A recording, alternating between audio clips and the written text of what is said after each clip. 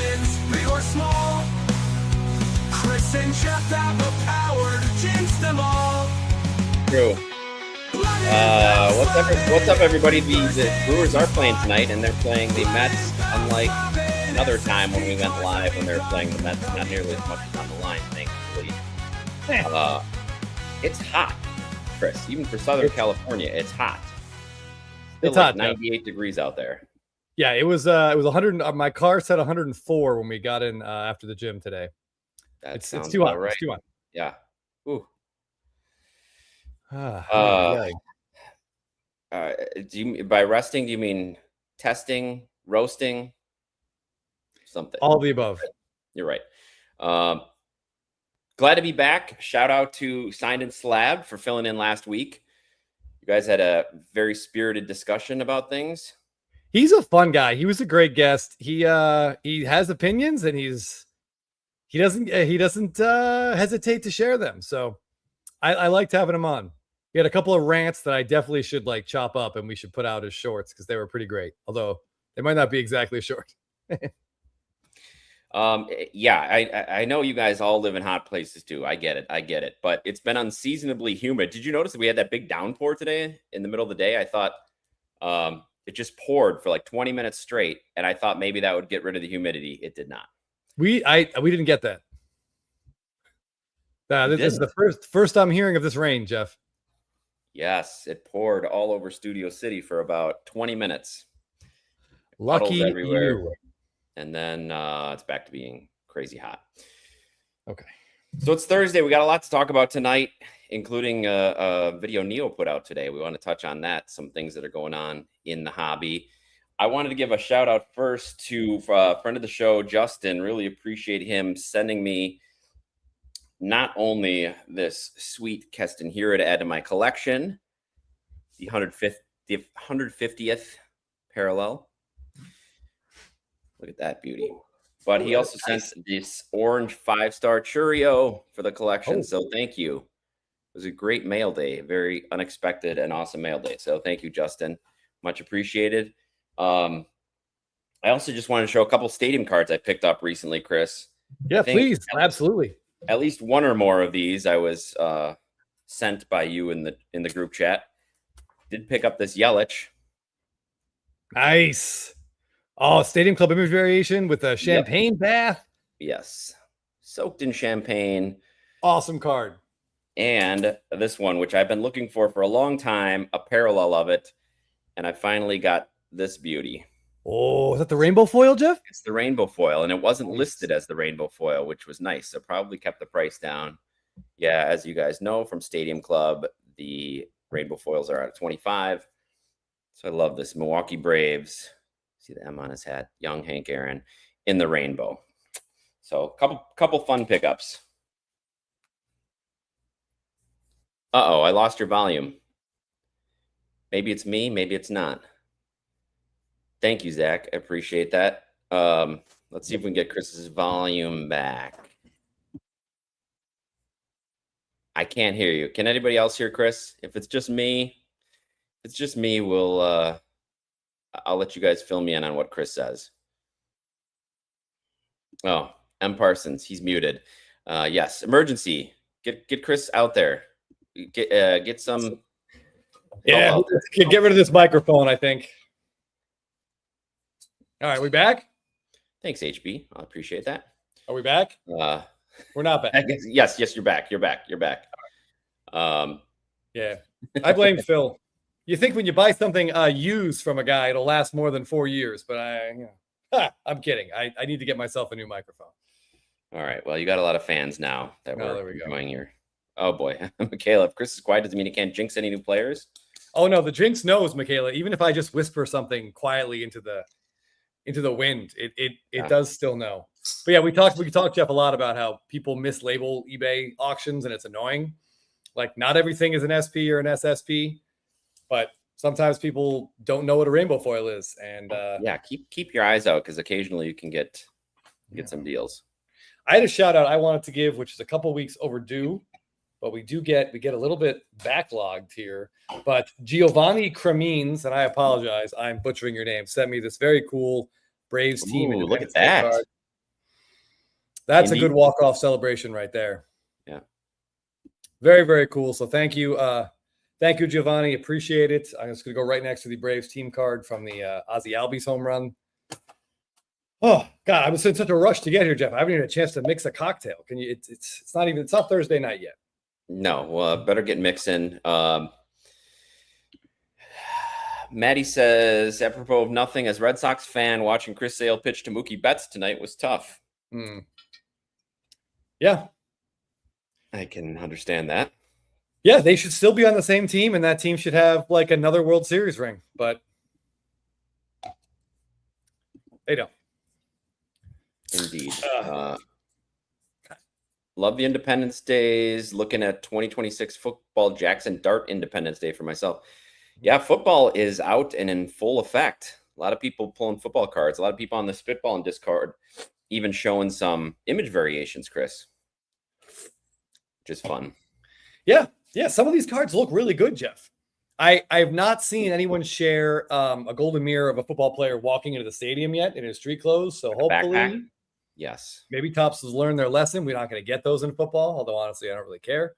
But you're way more of a football fan than I am, Jeff. So are you buying any Topps football for you and your son? No, we did open that box of Topps basketball. I put a post on my IG, and he pulled a Cooper Flag X Fractor, which is nice, kind of pays for the box. That was one of the boxes that we got. I think I talked about it on here direct from Topps, but they had cut the plastic. So I like that idea. I hope they do more of that. Yeah, I think that's I got no problem with that. Give me 1 second trying to. Staley, thanks for asking. We had a great time in Hawaii. We were right in between storms. We got there right after Hurricane Lala. It took out their power. They got the power back on right before we got there. And we were supposed to stay 9 days. We ended up staying 5 because another storm was on the way. But it was 5 great days. A lot of fun on the beach. And I did enjoy listening to Chris and Dave rant away. Oh, and I'm sure your wife enjoyed spending a couple hours of your Hawaiian vacation listening to Dave and I talk about baseball cards. I had to have one headphone in. Yeah, so there you go. That's pretty basic husbanding. We're just listening with one ear to her. Yeah. Anyway, right, so you might as well. Yeah. All right. Well, the first thing I want to talk about, Jeff, is near and dear to my heart. And I'm sure at this point, pretty much everyone here has seen that this massive baseball card trade happened between people that we all know, and I won't say love, people that we all know. Here we go. I'm just going to pull up the sort of the little bookmark here. Jeff Wilson, sports card investor, made a big trade with Spitball and Zone Scotty B cards, where Scotty B traded him a pretty big Shohei Ohtani Dynasty card, one of the World Baseball Classic cards from a couple of years ago, 2024, I think. And or maybe it was 2023, probably 2023. And he got back, among others, a Michael Jordan, some cash, and these 2 Freddie Freeman Superfractors. So I'm just curious if the first thing I noticed, Jeff, and did you notice it as well when this video was posted onto YouTube? I'm going to call him Geoff, so people know I'm not talking about you. Geoff didn't even mention Scott by name in the title of the video. He's just my employee. It's like he needed everyone to know that he owns the guy. Yeah, that was interesting because Scotty B has a pretty big, I mean, not Jeff Wilson big, but a pretty big reputation in the hobby. So I think people would have been interested to know that that's the trade that was going through. So I did notice that. I also noticed there were a lot of cards that Scotty B was immediately not interested in of Jeff's cards that he was showing him.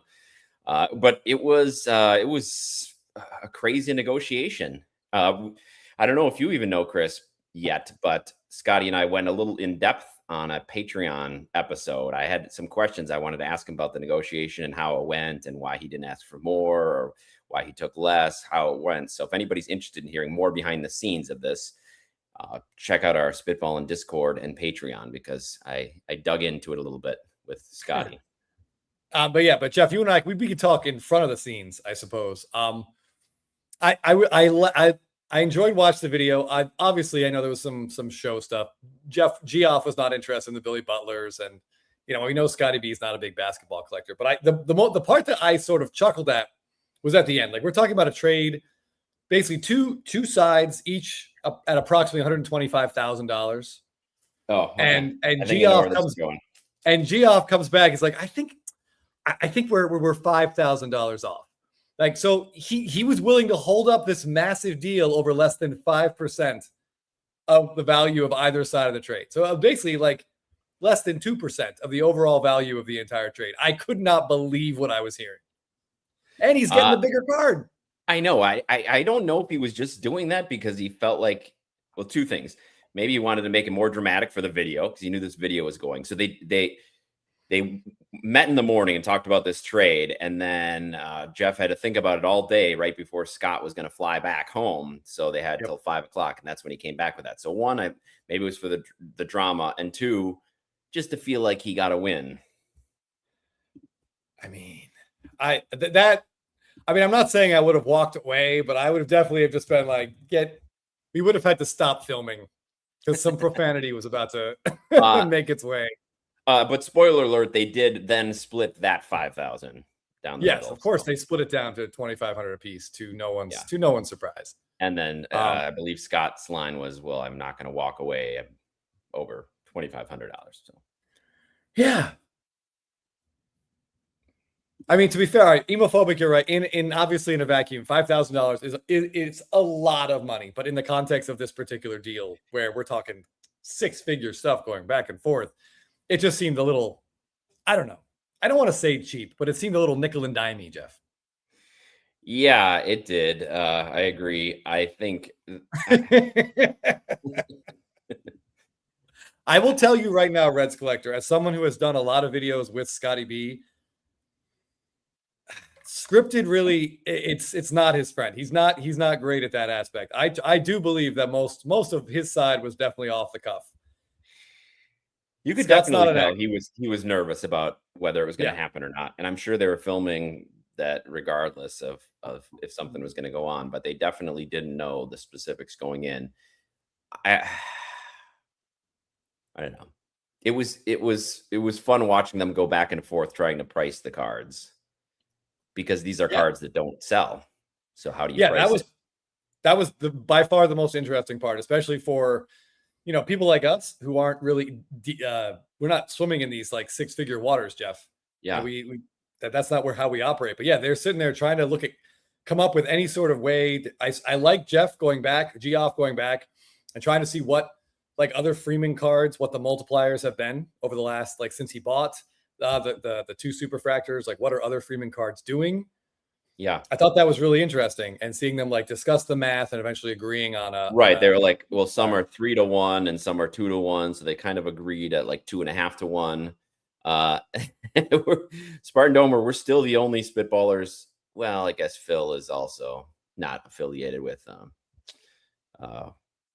Sports Card Investor, but not us. What's up, DJ? This display, Chris, this is a one of a kind personalized display. Is he keeping them in there? I do not think he is. It looked like at the end of the video, I don't know if Scott could even get that on the plane to get it home. So definitely not. Oh, root beer. I stand by that wholeheartedly. And that had to be edited down because I definitely was eating something else. And the first thing I said, and Phil was like, you got to change that. That can't air. Yeah. So yeah. We got to PG-13 ourselves sometimes. But so I've gotten a lot of messages, Jeff, as you probably could imagine. A lot of people have sent me messages like, hey, Scott acquired these two Freddie Freemans. How long until he flips them to you?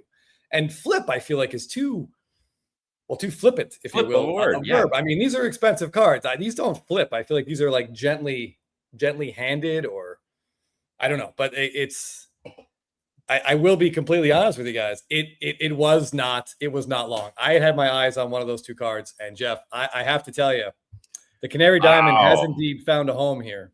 Okay, look at that. Congratulations! Look at that canary.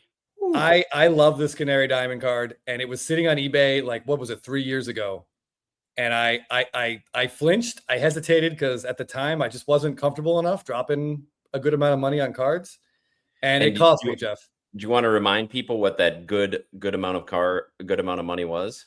I'd rather not. I think Jeff Wilson bought this for about four grand or $4,500. Yeah, I think it was 4,500 to buy it now. Yeah. But so well, King of Cards subs went down by well, sorry to hear. Small blessings. Small, but I am so excited to finally get this. To actually be able to hold this in my hand. It's like one of my all-time favorite sets, and I think it's the best looking parallel of the best set. And yeah, this gets me really excited, Jeff. So it's officially yours. You're not just it's not on loan from Scotty B. This is not on loan. This is here. This is at my house, and this is going to stay at my house. There is a chance, because I'm such an idiot, Jeff, and such an OCD whack job, there's a decent chance that you crack this thing out for me and it ends up in a PSA slab instead, just because I hate BGS slabs so much, and you lose the shine. You lose the shine through too many layers of plastic. I see it's got a 9 on surface. Can you tell why? I cannot see anything, but Scott and I did look it up. This card was graded in 2016. So it was graded when Beckett was still king of the mountain. Yeah. But I have to tell you, Jeff, for those of you who wonder and talk about me jinxing cards, it's a perfectly fair assumption to make. This card arrived at my house, all right, earlier the same day. This card arrived at my house. All right. Which is the 2026 red refractor of his image variation of his Chrome SP. All right. These were both at my house before like 4 o'clock local time, Jeff. All right. So my question to you guys is, did I kill Freddie Freeman? Because 2 hours later in his game at home, Jeff, he fell down an effing flight of stairs.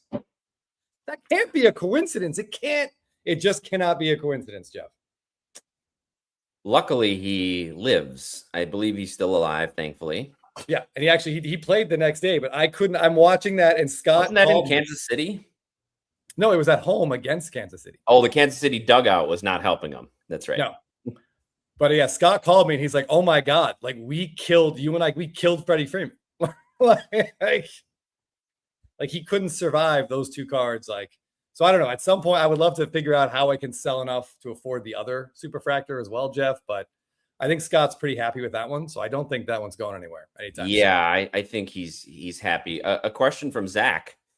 Anybody who watched the recent spitballing video, the guys, I wasn't there for this one, but talked about cards that they would never sell, or that would be the last cards they'd have to sell. And most of the guys talked about cards that had especially sentimental value to them rather than just monetary value. Would this make your list, Chris? That's a great question, Zach. And I don't know. Two of those items on that list, the Messier and the Alkane line from my dad, like those two cards they're on the list. They're not going anywhere. So I could swap it for the Freddie Freeman that I have, where he's catching that last World Series. Yeah. But that that moment, the moment that you feel, I felt that feeling of like, I'm just going to say this word, Jeff, release, if you will. When he caught that ball, it's on a card. Yeah. So like that card still gives me like a different feeling than this does. Like, I mean, don't get me wrong. This card's amazing. And it would make sense if my house was on fire for me to grab this card, because I could sell this card and try to find another copy of the other one. Whereas if this burns up, Jeff, it's gone forever. There's no second Canary Diamond. Yeah. And I think also part of the appeal of that other Freeman too is that it is really rare. It's not just his base card with that image on, so that's extra cool. 7 says maybe this is number 4. Unier wants to know, are we going to see a video about what you traded Scott for this? We'll see. There's definitely going to be a video of what I'm selling. I know I just paid it. I just bought it from him, and there will definitely be a forthcoming video on how I managed to do that. Great. So and also keep my marriage intact. So that might be 2 videos, Jeff. 2 videos or 1 lengthy video, maybe a how-to video. Yeah, I think Scotty, I believe the other Freeman, Scott Baldwin has a couple things that he's very interested in. The 2011 Finest set, which he's talked about at length. He's completed the set and just tried to get different variations. So he's got some gold, some purple, some reds, very like a parallel of every single card in the set. So he loves that set, and he also loves Superfractors. So this is like the perfect storm for that. So I can't imagine that Well, Chris would have to do a lot to pry it from him, let's say, but Yeah, it would take a lot of mustache compliments, Jeff. Like that would be the beginning, just to get my foot in the door. And I don't know if I have that in me. I got to be honest. yeah. But no, he loves Superfractors, and like Jeff said, he loves this set, and he has come around on Freddie Freeman. So I think that one's probably going to stay with Scott for longer than most cards stay with Scott. I think he's going to have that Freddie Freeman for a couple of years at least, if not longer. I do too. Yeah. 7 wants to know if you're selling any Roman Anthony. I only have one Roman Anthony card, and I like it, so I'm going to try to hang on to it. Thanks, Lucky Peter. Jelly's fine. Yeah, Jelly will be the first person out of the house. Jeff, no, she's faster than the rest of us. She'll be out of there in no time. Can you put that up there again, just all day long for the people? Let me get. Yeah. Yes, I mean it does, as we talked about. It does hide the shine, but you can still see it shines pretty darn well. Oh, yeah. And for those who don't know, this is one of the 2011. They put Canary in as part of the 60th anniversary celebration. So they have Canary 1-of-1s in certain sets. I know Scott listed them, but I can't remember all the sets. It's finest, Topps Chrome, Bowman Chrome, Platinum, Topps Lineage. Yeah, I think Bowman Sterling. I think Sterling. Yeah. But I mean, finest, Topps Chrome, Bowman Chrome. Those are the three big ones. Yeah. And then Flagship got the Hope Diamond at a 60. God, this thing is just so. Man. Yeah. If I do have you crack it out for me, Jeff, I'll definitely put up a short of just this card, kind of under the light as it is, because it would be fun to see. It's incredible. It out of the plastic prison. Yeah. What's up, Wizard of the Woods? Great name. Thanks for joining the live. There is not a Canary auto, as far as I know, Chris. Is there? No, there are not. Yes, it will definitely be appreciated. It's funny. I remember when Jeff bought those cards, he bought both of them, and then they had that display made, and the whole idea was that he was going to put it up at the store, and he hasn't even had it up at the store. I think he had to bring the display back in, and then during part of that trade talk, he's like, well, I've been wanting to put it up in the store, but it's just been in his closet. So yes, I'm sure it's being much more appreciated now. SD Pliskin, that's funny. Yeah, I maybe he'll do something with the Ohtani, because I feel like the Ohtani Dynasty card deserves. He's got to get a nice UV something to hide it behind, kind of like what Dick's Sporting Goods did with the Skeens. Yeah. Med City Brew, yes, a low pop. Yeah, and Michael Smoller, thank you, buddy. I appreciate it. Yeah, I'm really excited. Zach wants to know if you'd considered sending the PSA with a min grade. Probably not. I mean, as a min gem, just looking at it, 10 on edges, 9.5 on centering, and centering is like dead on. And Jeff, we've seen a lot of cards. Yeah. 9.5 on corners. I mean, unless the surface is really bad, I can't imagine it getting less than a 9. And I'm totally fine with the PSA 9. Right. I just get lost in it sometimes. I gotta put it down. Yeah. Little Debbie. But it's been in that slab for 10 years. So who knows? Yeah. Haas is reminding you, if you do post it, make sure you put eBay 1-of-1 investment card in the title. And if I can get SSP feel in there too, for sure, I'll get that in there. But for right now, it's probably just going to stay as it is for a while. There's no rush to do anything with it. And PSA is so expensive and so kind of wacky right now. I'm not in a hurry. Some people that think we're only seen with our fellow spitballers earlier had mentioned the bald guys are in the chat, and this one is. Some bald guy is currently 35,000 feet over the Atlantic, heading to Vienna, which is a great Billy Joel song from Boston. So enjoy the trip. Give me the Jorge card sticker. I mean, it's got to be at least in the top 10% of 2011 finest Canary Diamond 1-of-1 number ones. Yeah, ones. Yeah, that's right.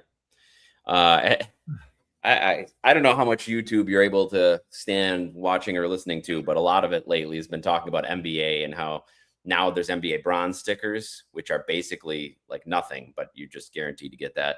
And then now apparently the gold, Chris, they're getting away from that percentage business, but it's means that it should be graded higher. Like it's, say you have a PSA 5, but as a gold sticker, that means that NBA would grade it like a 5.5. Okay. So I was asking because one in the recent video from the Clubhouse guys had an authentic, the authentic that got a gold. I said, well, what's a half grade above authentic? So I don't know. I think they're still trying to figure out what's going on. Yeah, I think it's great that they just change the meaning of the colors of the stickers as we go. And that's how arbitrary and utterly pointless the entire thing is. Yeah. Yeah. We're cool. going to talk. Yeah. Oh, sorry, go ahead. I was going to say some bald guy 70. I love the idea that you're just using up your entire flight's bandwidth to watch us. I think that's great. Yeah. Hopefully we stay clear for you. Hopefully. We're going to talk about this, James. We're going to get to this instant rips because there's a lot to discuss with that. Yeah. Yep. Nailed it. Okay. Yeah. Should we segue right into that? Let's go. Let me just take one last look at this card, and I'll stop talking about it for a little bit. Oh, some bald guy. I like this a lot. That's short for. Yeah, that is clever. I like that. But you might have to I might have to steal that idea and throw that on a t-shirt. Yes, 7. Then they talked about NBA giving it it's for silver is really the one eye appeal grade. That just means that it's a great eye appeal for that grade, but it's not necessarily graded higher. It's all a sham. But let's get into this. Talk a little bit about these instant rips. Neo had a video about this, of course. I will pull that up. Jeff, I just put the trivia link in the chat. What are we giving away today? We are giving away this nice shiny Ichiro card. It's not a canary diamond, but it is numbered out of 500 from 2005 Donruss Elite, back when there were multiple companies that had licensed baseball cards, Chris. So yeah, anything gold looks good. Yeah, Crazy Cryptids. I will say that it's almost impressive, but maybe I don't know if it's impressive on how successful it's been, or if it's more just an indictment of what Dave likes to say is that the hobby's really dumb. Really, really dumb, Jeff. It just, yes. I think that's more of it. And it's funny because I've talked about this too. The same people who are blasting PSA. How can you have upcharges? You're just getting the grade. Well, NBA does the same thing. They charge you a percentage of the value of the card. So if their card is worth $50,000, you're going to be paying a percentage of that. So that's the upcharge too. Oh yeah. And the past of the individuals involved. There's a lot going on. Yeah. All right. So while you're bringing up this video, instant rips, it kind of sounds like a digital thing, but it's not. They're actually physical trading cards. And what Topps is offering, I believe this is just for Topps Black, right? Basketball. Topps yes. Basketball, yeah. So they're giving you a chance to have them open the pack. I mean, you open the pack, you see it on the screen, and then the cards, which are physical cards, not digital like NBA Top Shot cards, they go into the vault, into your own vault. So I think this is the first step, as Neo had mentions too, of streamlining the process, getting cards right from the pack into the vault, and hopefully for them into their selling platform, their selling features like Fanatics. So what do you think? Before we get to it, I would definitely want to give Neo Cards and Comics a shout out. Great YouTube channel. And this guy is a machine. He's putting out a video like 6 days a week. It's really, really impressive. But he goes into a lot of in-depth on this. I get a lot of my news from him, actually. And we've met him a couple times at the National. He's a fun guy. Great guy. And he's probably, the go-to for sports card news and Pokemon news. He's got a Pokemon channel too, Chris. So he somehow manages to keep that up. And he also ordered what has to be the single largest portion of chicken parmesan I've ever seen in my entire life at the National, Jeff, at Carmine's. Yeah. This Italian restaurant in Chicago or in Rosemont. And our waiter, by the way, was absolutely doing a Dennis Farina impression. It felt like the entire time, like just really laying it on. But Mike, I'm pretty sure Neo, he won't eat chicken parm for at least 6 months after that dinner. I thought it was a large cheese pizza that they were rolling out to him. It had to be like 18 ounces of chicken in that thing. But anyway, so that was my first question. You sort of mentioned, like, how do I get the result of my pack? Like, do I buy this pack and then I'm getting a video of someone opening it? Or do I buy this pack and they're like, I just get an email that says, here are your 4 cards. It's a picture of my 4 cards. Some bald guy did it. He said it's how it should be done. It sounds like from people that have done it that it's working well. You can sell your cards back and say, so you don't get the cards, but they go into your vault, and then just like anything that's in your vault, you can request the cards be shipped to you. But the product is coming out. I believe it's 6 cards to a box. Is that how it's going? Whatever it is, the instant rip packs are a slightly different version of delivery for the cards. I think they're 4 cards in a pack, and the packs are $100. Okay. Yeah, D Green, you're right. Everybody complain if they don't hit and love it, or call it rigged if they do hit. Probably, but it'll be interesting to see how this takes off, because I feel like this is the direction that Fanatics has been going towards. And there's a lot of people in the hobby that don't care about having the cards in their hands. You know, for a lot of us that collected when we were young, cards are a very tactile thing. Ripping open the packs, smelling that 87 Topps cardboard, going through the cards. But a lot of that is lost when you get 1 card a pack or 3 cards a pack. And for some people, it's not that important. And for those people, this really streamlines the process. Yeah. So some ball guy says it's an animation of the pack opening, and then he got his 4 cards. Okay. So I guess there is that. So it's $100 for your 4 cards. And I believe someone wrote in here, Bazooka Tom, thank you. If you buy a hobby box, you get 2 packs of 6 cards in each hobby box. Plus you get that 1 auto that's like encased. You get a guaranteed auto, right? Right. So for this, you could buy 3 packs for roughly the same price. You get the same number of cards. You'd also get 12 cards, but you're not guaranteed an auto. Correct. You're not guaranteed the auto. Yeah, and Michigan Cards and Graphs, Neo said he brought up that Upper Deck has been doing it for years. With anything not a base card eligible to be shipped to you or sold on ComC, that's cool. He did say the one difference is for EPAC on Upper Deck is it's usually months after the product comes out, I believe, not a simultaneous release that this digital version and the regular version have. So they're trying to get ahead of it a little bit there. Yeah, so I believe the hobby boxes are like they're way more, right, than these 2. It's like $300, I think, for the hobby box. So you're paying more, but for the guaranteed auto, you do these Insta rips, you're paying less, but you're not guaranteed an auto. And you only have to buy 1. I mean, you could buy as many as you want, but you can get that. You can spend $100 and get it. Yeah. Interesting. All right, someone must have let me know what's going on in that. Need to get that guy. Yeah. Mad City Brew, yes. It's very non-tactile. Yeah, that's a perfect way of saying it. Oh, nice. Look at Chris Sale go. Looks like Cheerios having a big game too, Jeff. So I'm just trying to catch up on the yeah, he did. I know he was 3 for his first 3. Yeah. So just looking like on Topps Ripped here, they say the key draw to this, Jeff, is there's 2 exclusive parallels. A black glitter and a teal glitter. Correct. Yeah. There's a couple parallels that you cannot get in the other box. Yeah. It remains to be seen if that teal glitter out of 64 is going to hold. There's a limit, according to some bald guy, limited to 6 packs a day. Yes. 6 packs per day is each person's limit. And it says it's best. I love how they have this I don't know if you can see this chart here, but it says best 4. I'll kind of bring it down here. Maybe I can blow this up a little bit. Timmy 2 Hobbies says hard pass, not a hobby experience for me. And I totally get that. I think this isn't going to be for everybody, but I think for a lot of people, they'll like this.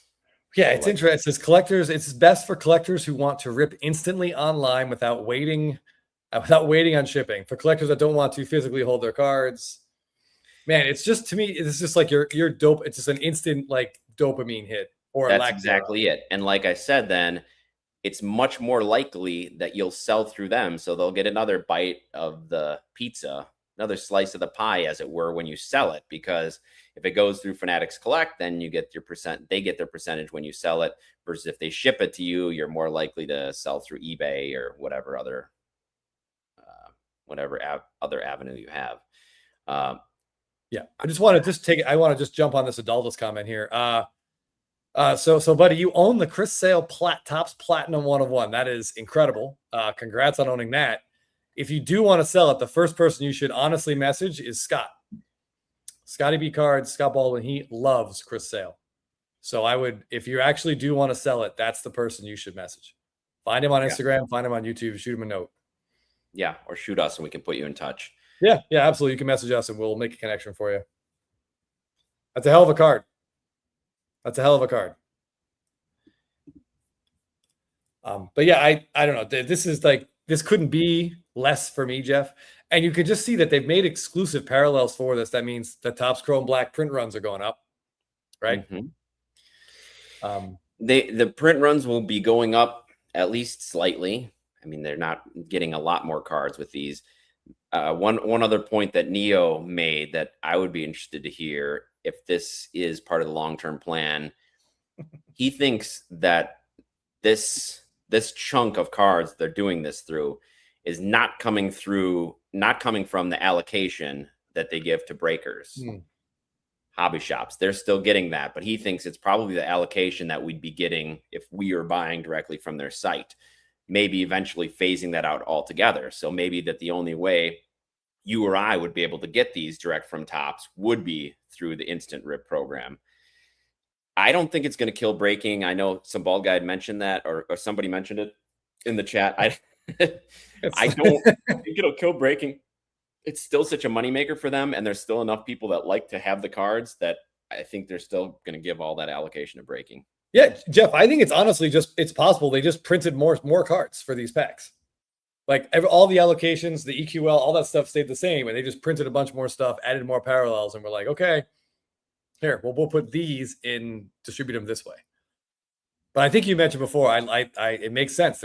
This is their best way of keeping these cards off of eBay and getting them resold via their own platform.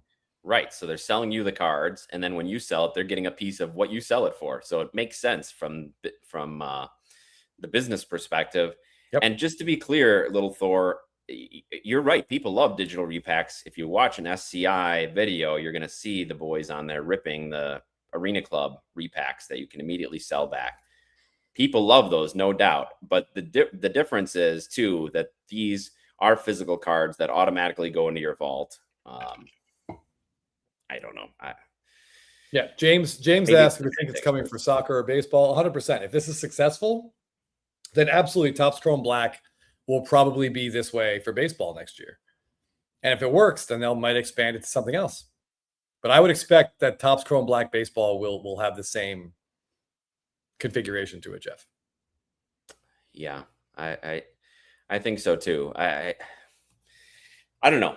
I'm a little torn on it. It's not probably something that I would do, but I'm a fan of any way that they can get more cards into the hands of collectors. I was talking to Chris a little bit before we came on that my son and I opened one of the boxes we got, one of the Topps Chrome basketball update boxes we got that came directly from Topps. I got 2 of them and they were like $80, but you could only get them if you agreed to have the plastic cut off. So that would reduce the resale value. So you couldn't get it and then double your money by selling, because a lot of people aren't going to want to buy it if it doesn't have the plastic on. But to me, that's a great way for more people who actually want the cards to get it. So I don't know. I'm torn. I don't know. I'm torn on this one. Yeah. I mean, I don't love it, but if they do this with Stadium Club, I don't know, probably get more upset.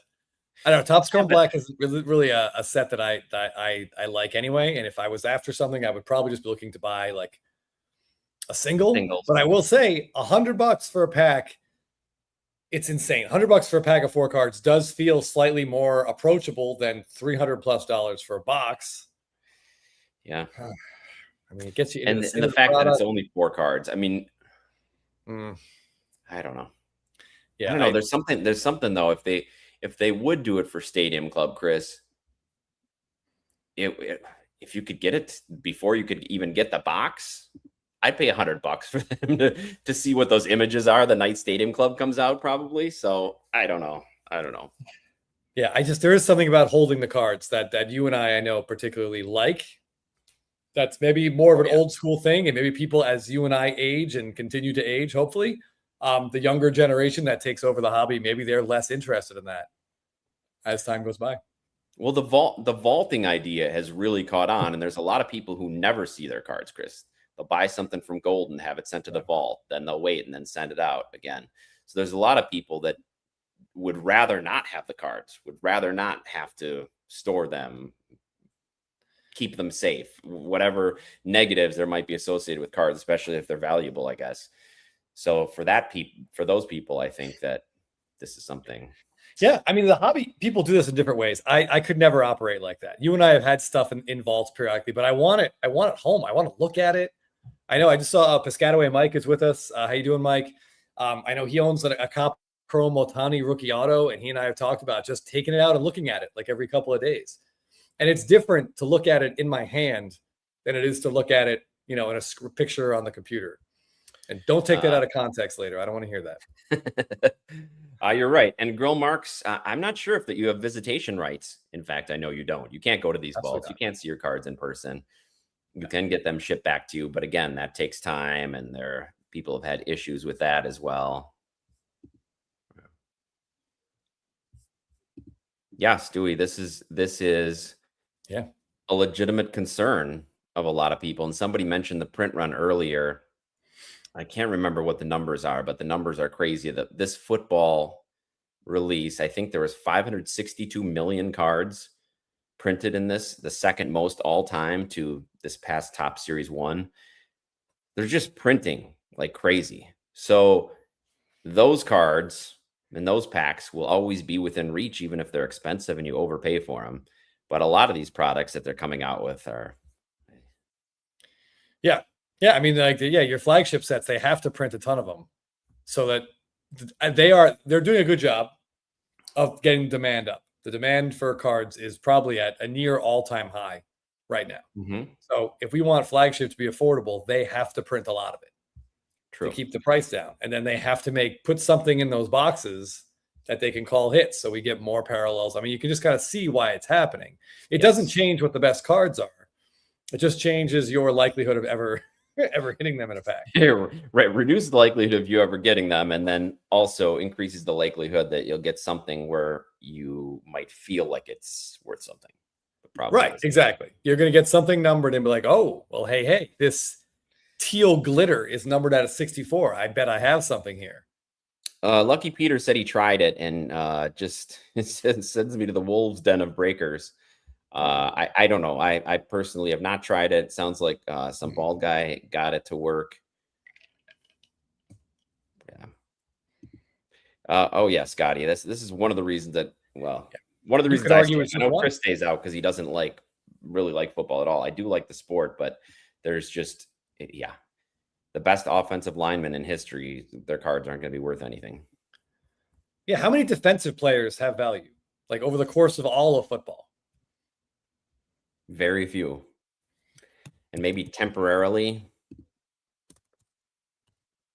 Like being in, growing up in New Jersey, I Lawrence Taylor cards were very expensive all the time, but I don't know if that's still the case. And that's rare. Like maybe, once in a generation, a defensive player will have some value. Oh, maybe the system's getting overrun, perhaps. It's possible. Maybe Deion Sanders. Maybe. Yes, Michaela's right. If you do like to collect cards, if you're in it for the collecting, great. You can collect players from your favorite teams. Really good players for not a lot of money, or you can get some really good parallels of that. Yeah, but I remember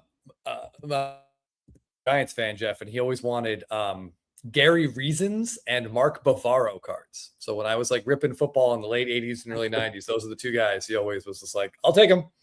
Like those were probably his two favorite Giants players of all time. Yeah. Vintage ones. Okay, Reds collector.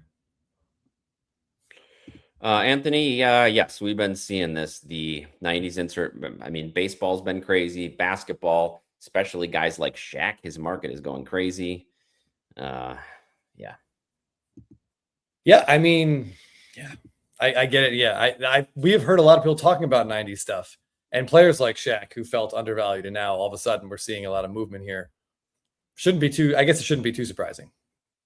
Yeah. Yeah. This is really surprising to me too, hobbies. If anybody would have it, you think the Chicago National would have some Urlacher cards. Yep. Clicks the cards across the face, not clear. Yes, Dewey. I mean, it begs the question if they even have to, because people of all these three sports are gobbling it up, absolutely gobbling up all the individual sports.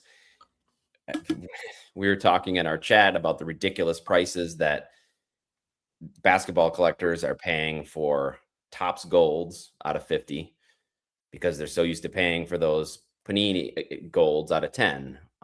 Yeah, so there's a lot of cognitive dissonance, is right, but it's not stopping the machine from printing money.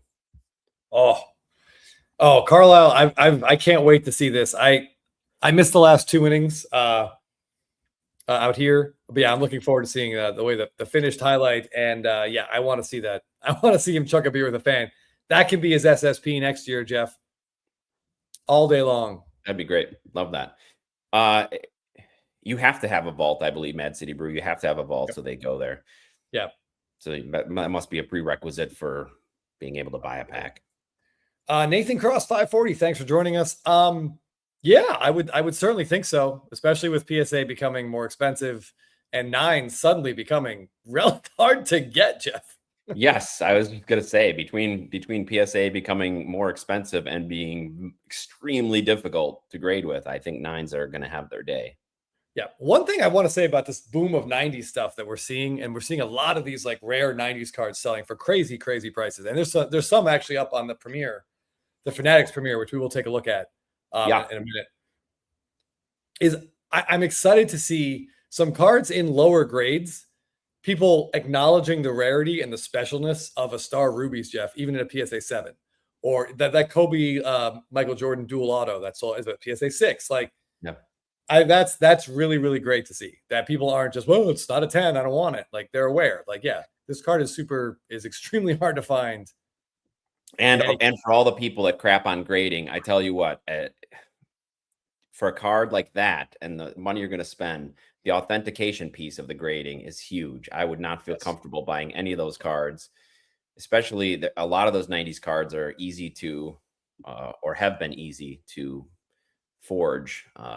So maybe grading's not for you, but man, yeah, if you're spending that much money, the authentication piece is the bigger piece for me. Yeah, and that's basically the main reason. We'll get some hate for this, we always do, but that's the main reason why that story about the Kobe card for the National, you got to pay $18,000 for your card that's now worth $500,000 because their PSA authenticated it. Good luck selling that card for anything close to that in a one-touch. If you don't have it, it's right? It's not happening. And with PSA, if you're not the original submitter, of course, you do get that PSA guarantee. Yeah. So you buy that card for $500,000 and it turns out it's not real. PSA reimburses you. I mean, I don't know what more you could want. Yeah, James, I get it that it was expensive. Getting so crazy. And I think it's just going to get better and better as far as counterfeiting cards. So I want that security. Yeah. And if that particular gentleman, Jeff, had no idea how valuable his card was before he went in there, I feel like someone should have clued him in that this was going to be expensive. He hopefully didn't he dropped the National, so he didn't send it bulk. But I mean, he had to know that this was a possibility. Yes, it seems a little disingenuous to say didn't know. It's nice to see Gigi's cards, who is as anti-grading as anyone I know out there in the hobby, Jeff. Even he understands, is on board with the authentication part. Yeah, yes, that I think all of us can agree on that aspect of it. Congratulations, some bald guy. This is outstanding. I don't know what cards you sent, but to get a 28 8s and 9s on a 30 card submission, that is awesome. So that's incredible. Well done. You had a good grader, a happy grader. Yeah. Hectic, yes. For strict flippers, it seems prehistoric to have to get and ship the card. Vault perfect for that, plus no taxes. Absolutely. You get these cards, they go directly into your vault. This is release day. They can already be selling them on Fanatics Collect on release day. So yes, you avoid all that time that's spent with cards being shipped back and forth. There is a lot of utility to it if you don't care about having the cards. Yeah. Yeah. I mean, there's a percentage of cards that get lost in the mail every single day, and it is a concern. Hey, Always. 100% they get authentication wrong, all Alice, but Yep. They also have that guarantee. So, yep. Mad City Brew. I just want to throw this up real quick. The Brewers are better than the Braves. Like I'm not living in a fantasy land here. I can't believe the Braves just swept the Dodgers, Jeff. That's awesome. I love it. I love it too. The Dodgers offense. I would love the Dodgers not to get that bye. Love the Braves and Brewers to get that first round. Yeah, me too. Because that's probably the Braves are probably going to play one series. So if it could just be the later series, like that's great. Hey, yeah. But yeah, and the Dodgers. Remember that, Jeff. The Dodgers didn't have a bye last year, and it did not slow them down, as I recall. They went right through the Reds, Phillies, and no offense, Brewers pretty easily. Yeah, But yeah, I like the Brewers a lot. I wish you guys had pulled off some magic at the trade deadline. I know you don't want to trade those prospects, but this is of all the years with the Dodgers offense. I don't know. I mean, Henderson has outpitched Skubal since the trade, and that seemed to be a deal breaker. That's what they wanted. Yeah, so, I mean, we'll see. Henderson's going to get October. 5 years of Henderson at this versus 2 months of Skubal. I just can't. I can't do it. You can't do it. But if Skubal was your World Series MVP this year, you'd be like, who gives a shit about Logan Henderson? Oh yes. Looking backwards, but I guess being a fan of a team who's only been in one World Series in their 50-year history and never won one, it's hard for me to know what that's like. Yes, I totally. If you could guarantee yourself that, then you would make the trade. Yes, but yes, absolutely. But yeah, he comes out and throws a stinker in the division series, and you guys get swept. Then it's like, oh my god, what did we give up? What did we give up for this? Yeah. A lot of big series coming up. Did you see Dustin May get hit on the first pitch of the game yesterday? No. I had family in town. I missed. I really was not plugged into the hobby or to baseball for the last 4 days. I missed a whole bunch of stuff. It's a weird feeling, Jeff, when that happens. I saw it is, or it's like being out of town. Same thing in a different time zone. First pitch of the game, Dustin May. The announcers are talking about it. Gave up so many weak hits last game. He gave up 7 hits, but 6 were 90 miles an hour or less. And first pitch of the game, 106 mile an hour, right off his back. Turned his shoulder just right off the back shoulder. Left the game after 1 pitch. X-rays negative, but man, that looks like it hurt. I'm glad he turned. Yeah, at least smart. Yep. Stewie, I came back to collecting, so I might watch the games. Mission accomplished. I forget how much I enjoy baseball from April to October. 100%. I mean, fantasy baseball is a great way to stay involved. Collecting cards. It's for us that we've talked about too. It's a way to be invested in baseball besides just your team. Then you can root for individual players, or when you see other teams have success and it's some players that you collect, you can feel happy for them. So yeah, you can spread your OCD all around, like now, instead of just watching all the Braves games, now my wife gets to also watch the Dodgers games. So we can see what Freeman and Ohtani and Betts are doing. And then, when those games are over, or if their games are, then we have to flip over to the Giants to see how Devers is doing. And then, maybe we have to watch some of the Royals games to see how Bobby Witt's doing. You get the late games too. Yeah, that's great. Yeah, then we finish off with the Mariners so we can see, how Brian Wu and Julio Rodriguez are doing. And then the next thing your wife's been gone for 3 days. You didn't even notice, Jeff. And she's never coming back. Yeah. Yes, I know I'm old battery, but I was not around in 57 when the when the Braves brought a World Series title. But I just want to go. I saw this comment before. I want to go back. Scotty, yes, Acuna is aggressively struggling. He's 4 for his last 40. They sat him today just to clear his head a little bit. He's been terrible. Pretty much terrible all season. The only thing, his arm is incredible. The defense has been solid, but the arm is otherworldly. But yeah, I mean, I don't know where his bat went, but it's gone. He cannot hit fastballs. Yeah, it's bad. It's really bad. They're not going to win a playoff game if he's a below average offensive player. We might be all watching a lot of minor league games next year, so that's good. You're a step ahead of us. And I've got a good friend who's a Sox fan, they're a fun team to watch this year. So, Oh yeah.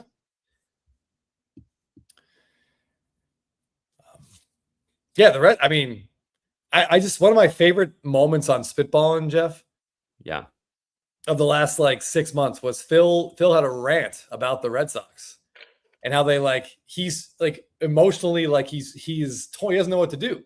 They're not supposed to be good. He'd accepted that they were going to be bad. Then they went off and went like 27-3. And now he's like, do I get invested in this? I don't even know. Like, of course he does. He jumped on the Mariners bandwagon last year. Of course he's going to jump back on the Red Sox bandwagon. Yeah. And yeah, Staley, I did have to just mention Brian Wu. I tried to keep it relatively positive. I mean, Buxton. I don't know. That was painful, Jeff. That highlight, that looked like a lot of guys we play softball with going to pick up a ground ball and just being like, nope, I'm out for the year. Like that did not look good at all, which is unfortunate.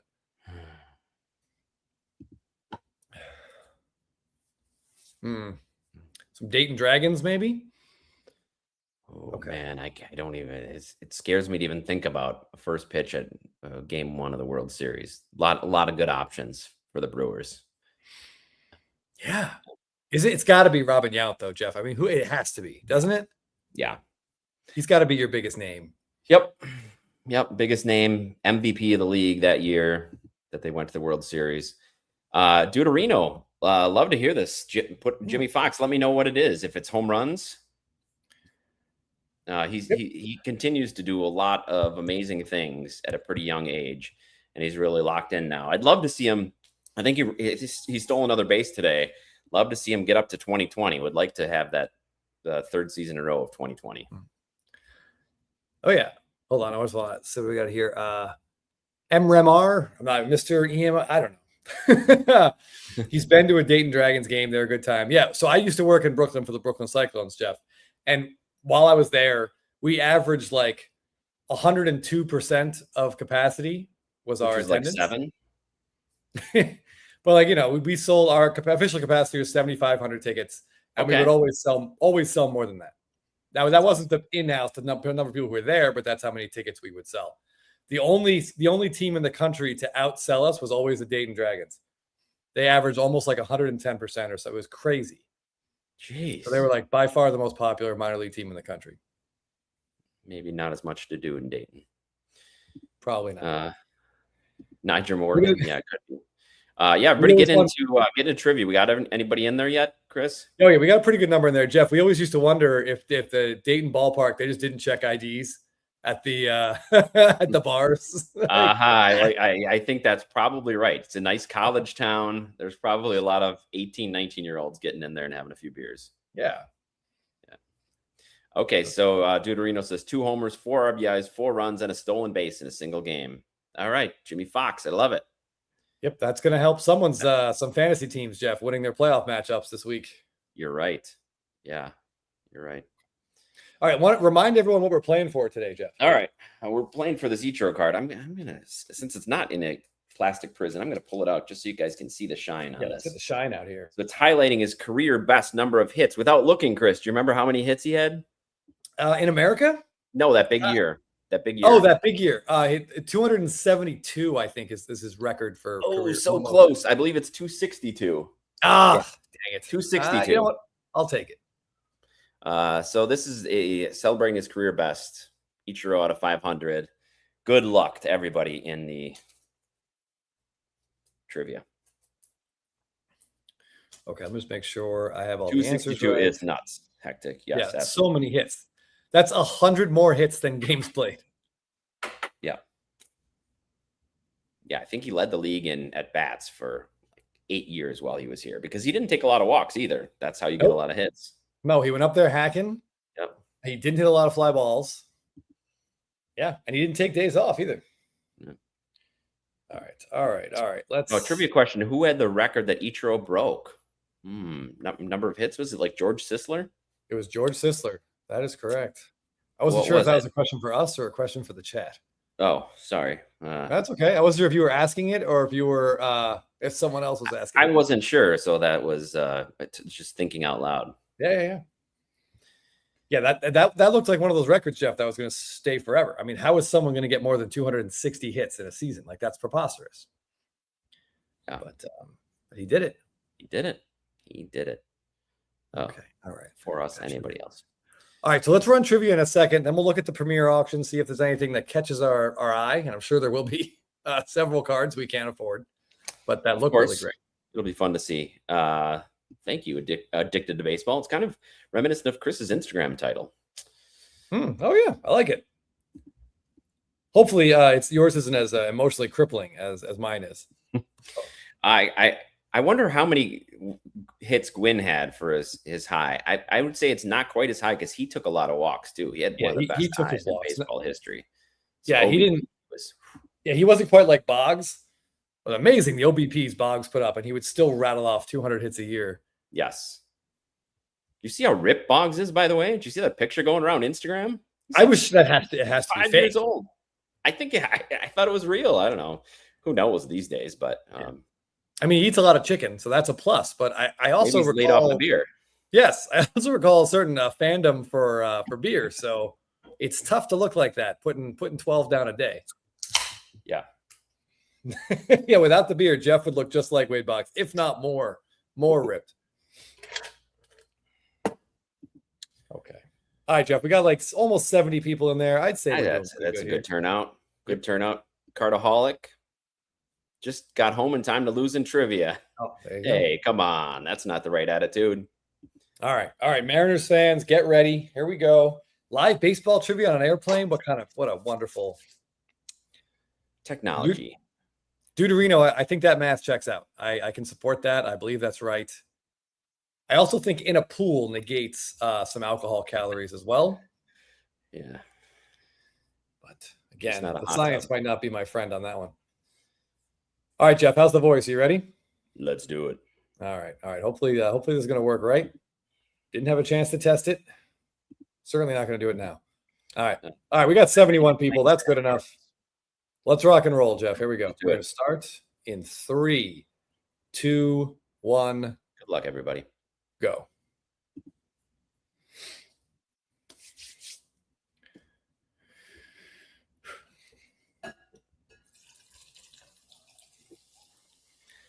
This Murakami Golden Mirror, there it is. Rookie is an homage to a card of what White Sox legend? Paul Konerko, Mark Burley, Jermaine Dye, or Frank Thomas? I wonder how much this one's going for these days. Is it still pretty pricey? Yeah, right around $1,300 every time. Woo! Wow, good work. All right. Paulie Walnut's getting a couple votes. Otherwise, everybody's going with Frank Thomas. Abel in Vegas, 93. Again, that's about the fastest you possibly could get. Wow. Who was the only player to log his 3,000th hit as a member of the Marlins? Was it Fred McGriff, Wade Boggs, Juan Pierre, or Ichiro Suzuki?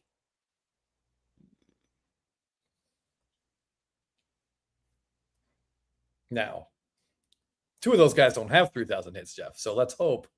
All right. Good job. 56% of you knew that was Ichiro.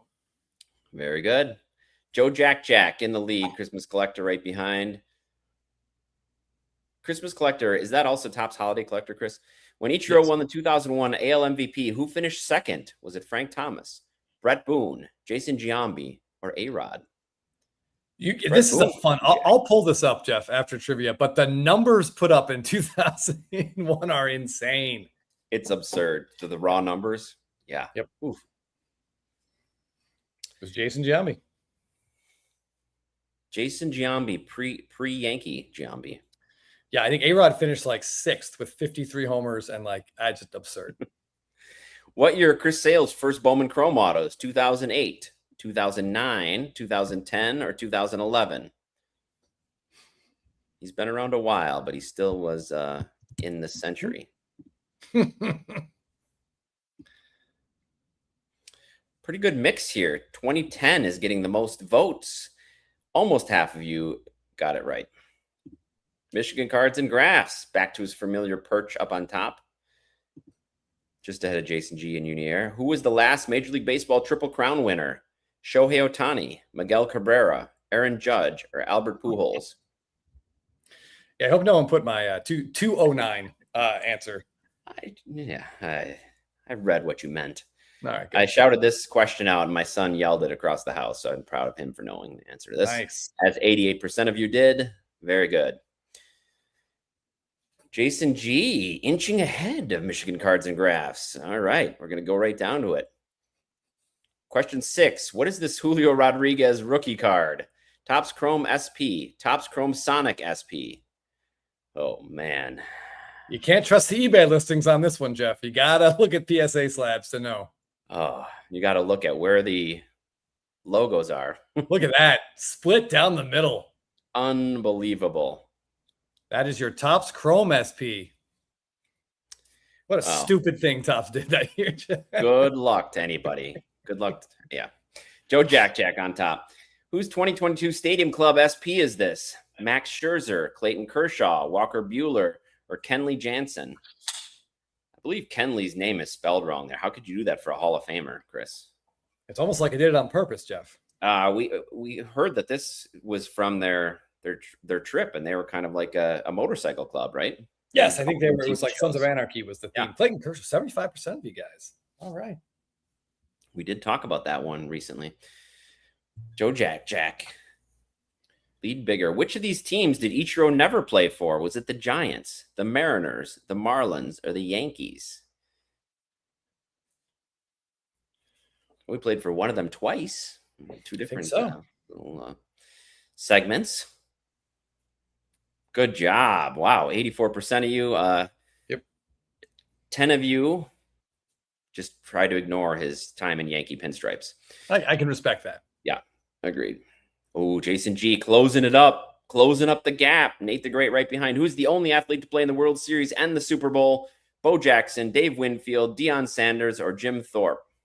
Oh, I think I misspelled Deion Sanders. There's an I in his name too, isn't there? Yes, there's an I in there. Hopefully that didn't dissuade anyone. Crazy we hadn't talked about Deion Sanders in months, years maybe, and he came up earlier in the conversation today. Correct.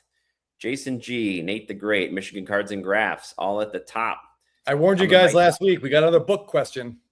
What famous American novel ends with this line? And so we beat on boats against the current, borne back ceaselessly into the past. Moby Dick, The Time Machine, The Great Gatsby, or Treasure Island? I gave everyone more time here, Jeff. You got 30 seconds. I see that. That's a long time. So everybody's going to get their books. Yep. Absorb it.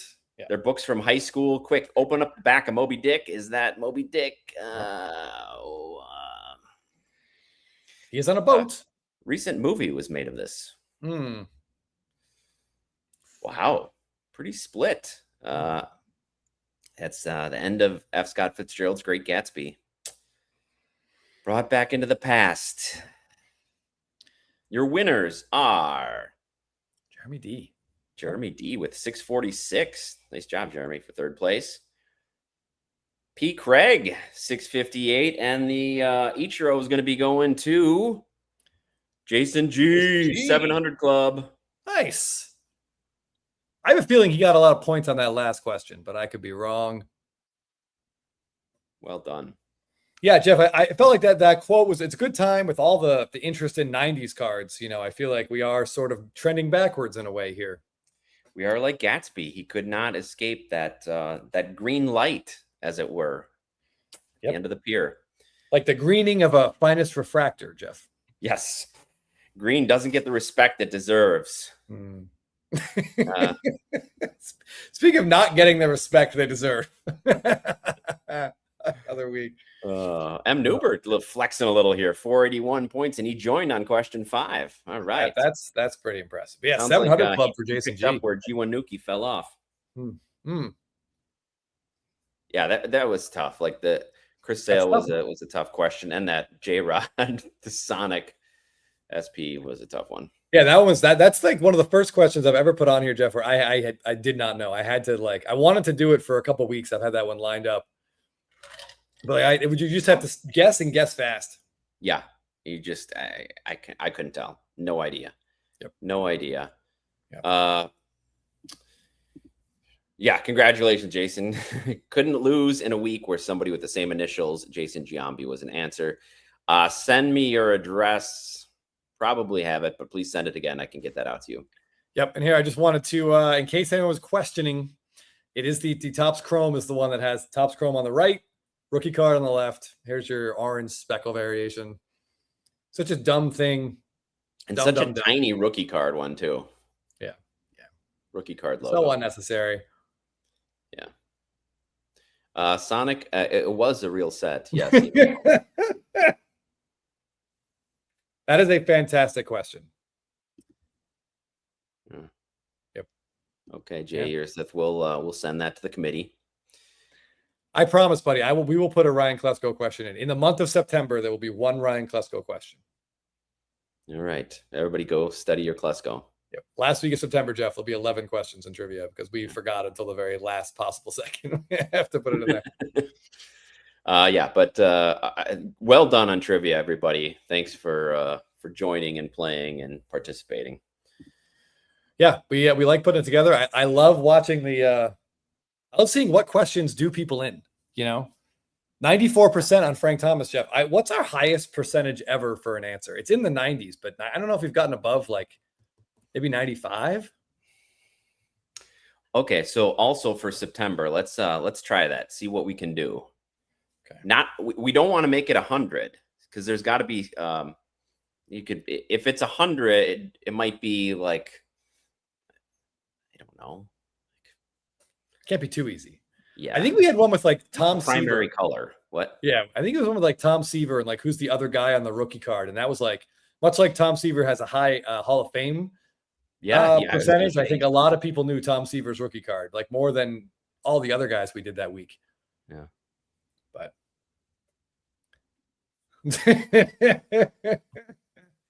is he the only one though? Gotta be someone else. But yeah, for a while we're going to continue with the book stuff for question 10. So Jeff's in charge next week. So if you guys don't like his question, take it up with him. All right. Yeah. Yeah. I do like Gatsby the book. I wasn't a big fan of the movie, Jeff, and the book there's a lot of plot stuff, doesn't make a ton of sense, but neither here nor there. But it's a quick read. It's a quick read for it is. Classic. It's not like reading Tolstoy or something. Yeah. Or like Faulkner. I was really looking forward to the movie because I did like the book, and there were some aspects I liked. It did have a Romeo and Juliet 90s vibe to me. Sure, not unexpected, but there were some good parts. Some good parts of the movie. Yep, Jeff. As I scroll through this Fanatics Premiere auction here, I'm seeing this Topps Chrome Gold Refractor 1010. Man, I remember the Ontario show in 2022 where I think we could have bought, maybe it wasn't a 1010, but we could have bought one of these for like $8,000. I had a lot of money at the time, but. And what I'm not sure if I'm seeing that correctly, but is it over $200,000? It's $200,000. Yeah, you're seeing it correctly. Yeah. Wow. The only thing I can say to make us feel better about that is that you and I would almost certainly have sold it before today. Yes. So, yeah, it's such a crazy thing, Chris, this hobby, and especially when cards are going up. My daughter and my son are very different. He would rather have like a card that he really likes, and she would rather have the money. So in fact, she sold him a Pokemon card. It was like one of her most valuable cards, and so she sold it to him. And he got it, and they're always asking like cards that we have. They know we have some Ohtani cards, and she's always like, "Well, I would just sell it." And I said, "Well, last year you would have said the same thing, and now it's worth twice what it was worth last year." So I said, at some point when you're collecting things or buying things or investing in things, you have to take a chance and hold it. But when that ends, I don't know. Yeah, I don't know. I think the old adage is it's always better to sell a little too soon than sell too late. For sure. But how soon is too soon? We can know with a couple of those cards. Oh, yeah. Thankfully, when we sold our Ohtanis, usually we parlayed that money into other Ohtanis. Yeah, but some of these are really hard to look at and know what we left on the table. We were talking to Filmington about that because he sold a lot of his flagship blacks, a little too early, as it turned out. Seemed like a good time. Red ink, but now there's a better time. Yeah. All right, Stewie. Yep, I'm gonna throw an infinite jest question on there next week. We'll see how many people are happy with that. That one would get me. I have not read that. Yeah, a beast to get through. Yeah, I don't like books with the word infinite in the title, Jeff. I feel like you're signing yourself up for a lot of work. It's got to be funny, right? It's okay. Yes, it's better to sell at the perfect moment. Yeah, always better to sell at the perfect moment. It's just not knowing when that perfect moment is. Yes. Yeah, very few people nail that exact moment. Scotty's wondering how we met. We met playing softball, as most adult beer drinking men meet, I guess you might say. Yeah. I don't know where adult men meet to become friends. Like, I don't. Boy, this conversation could take a fairly outrageous turn very quickly. Grinder, Chris, I believe it's called a grinder. I think. I do. Someone mentioned Charlotte's Web. Yeah, that's a great. Oh man, it's a great book. Yeah, that was one of the first books I read to the kids. Yeah. Did you have to read Where the Red Fern Grows when you were in elementary school? Oh, as a kid, yeah. Oh. I remember our teacher saying we need to bring in a stuffed animal for this one day, and I'm like, why? And everyone brought a stuffed animal, and I was like, I was dumb then. I'm slightly smarter now. And I'm just like, why do we have to bring? And we're all just like sobbing. And I remembered that. And 10 years ago, I read the book again. It crushed me again. And I'm mad. I'm like, why the hell did I read this? I don't think they make, or should I say, allow kids to read that book anymore. Yeah, it's just, I wasn't emotionally equipped to handle that book. No. And my poor dog, when I read it 10 years ago, my dog just got hugged and squeezed for 2 hours straight. And she's just like, what is going on? Well, geez. I mean, it's kind of like Old Yeller and Velveteen Rabbit. There's a lot of books that any animated Disney movie in the 1980s is just, there's got to be at least one emotionally crushing scene. Yeah. Whether it's Littlefoot's mom. Yeah. Littlefoot's mom, the horse in the tar, or even the damn shoe in Who Framed Roger Rabbit. There's haunting things and these kids stuff. Anyway. Oh my God, Crazy Cryptids. Yes. Where did that come from? I didn't sit down to watch that movie to watch all my favorite childhood toys get massacred and killed. And shout out to Peter Cullen, who also passed away. He did? Yeah, today or yesterday. My God. I did not. Wow, Jeff.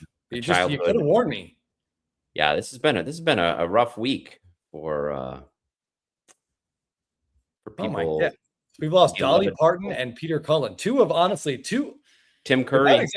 Two voices I grew up with. I got to be watching Transformers. My mom was a big Dolly Parton fan. Man. Wow. Yeah, you probably should have warned me. Jeff a ride to the Is this a euphemism?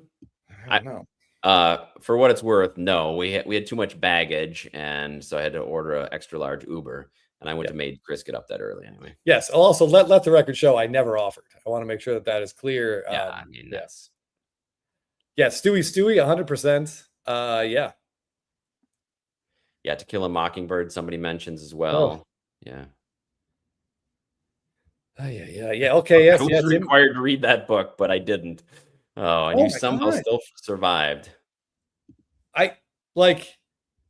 If you want to read Where the Red Fern Grows, with your kids, maybe if you have a pet.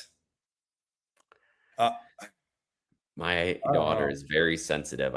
Charlotte's Web was that brought a lot of tears to the house. Yeah, Charlotte's Web is that for I don't like spiders at all, and I do not hesitate to stomp on them when I see them. I know Jeff. Man. Jeff there was is very big red spider, huge one on the back of my car today. Going for a ride, I had to help him off and get him to a safe space. But flamethrowers are made for a reason, Jeff. No. But honestly, rewatching the original Charlotte's Web as an adult, a buddy of mine told me, he's like, you know what my problem with Charlotte's Web is Wilbur is such a piece of shit.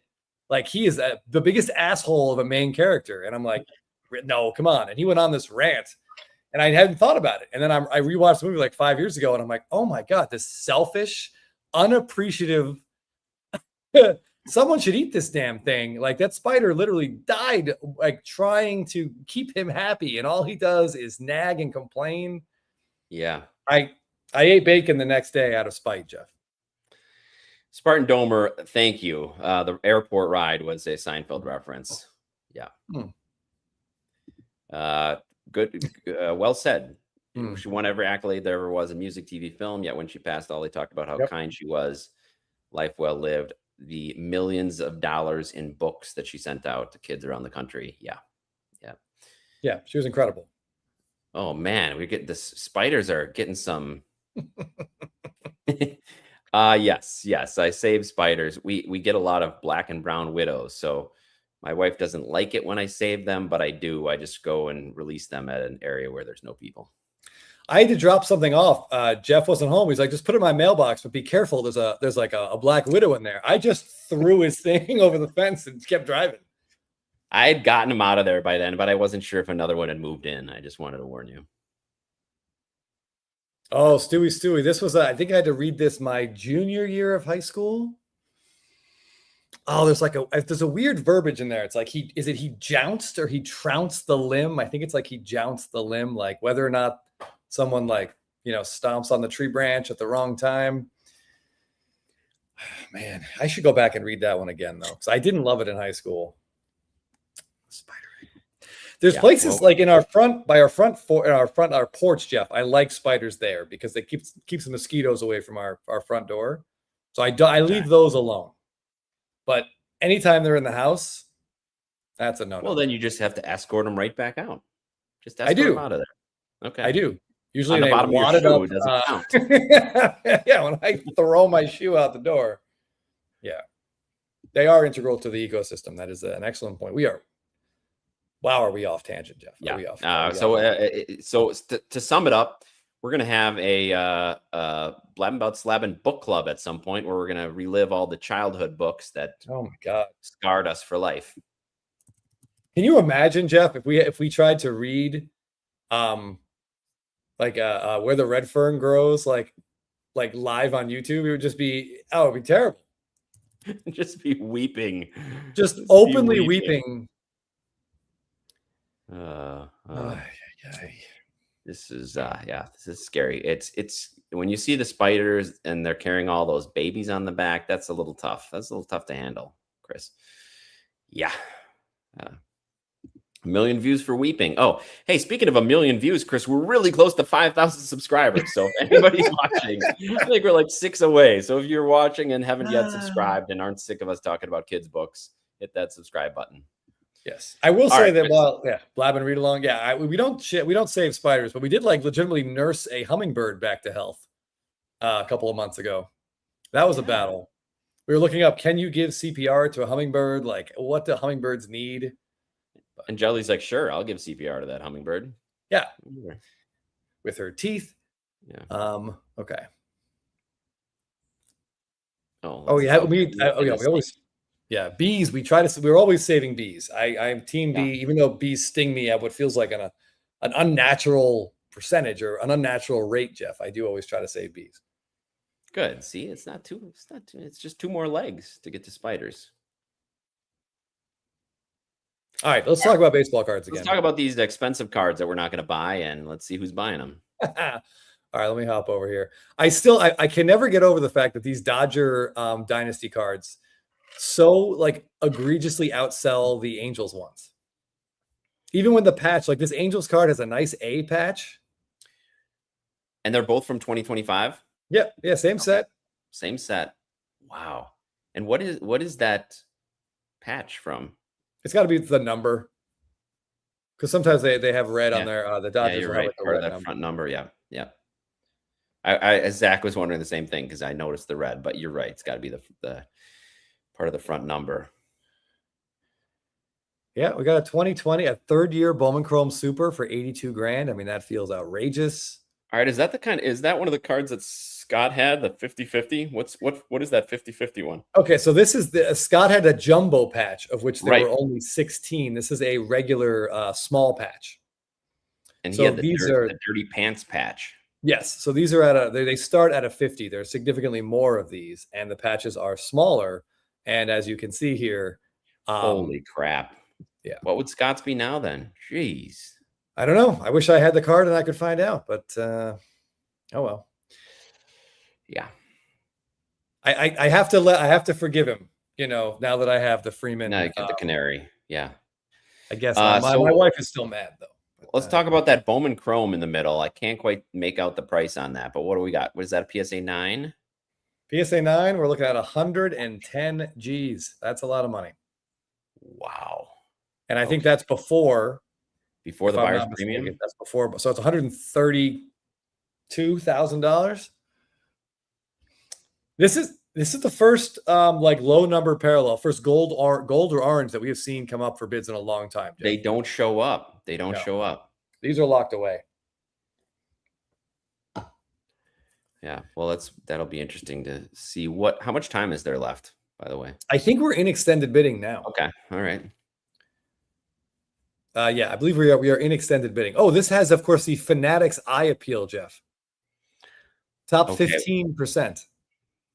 Top 15% of all the 25s graded 9.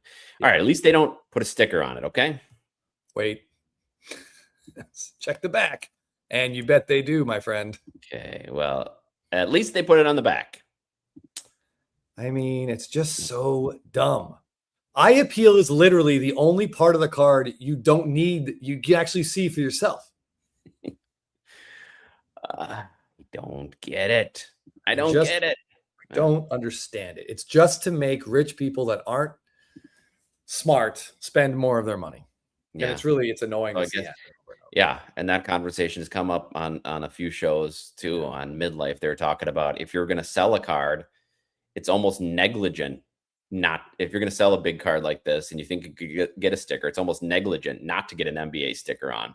Yeah. If you have a family you're trying to take care of, you have a house payment, if you can make another 30% by getting a stupid sticker. Yeah. I mean, you may as well. I mean, yeah. I mean, I get like I would feel sick. I would feel like a little disingenuous to do it, but I mean, the person who's going to pay me more money for it, it's on them to be smart enough to know that it's dumb. Buy 6 bird. I wish it was dumb rich person. This is also a great line, Evan. I used to think $100,000 was a lot of money. Now I think it's just a lot of money to me. That's a great line. Yeah, it's Brian, still top 20%, not top 15. Yeah.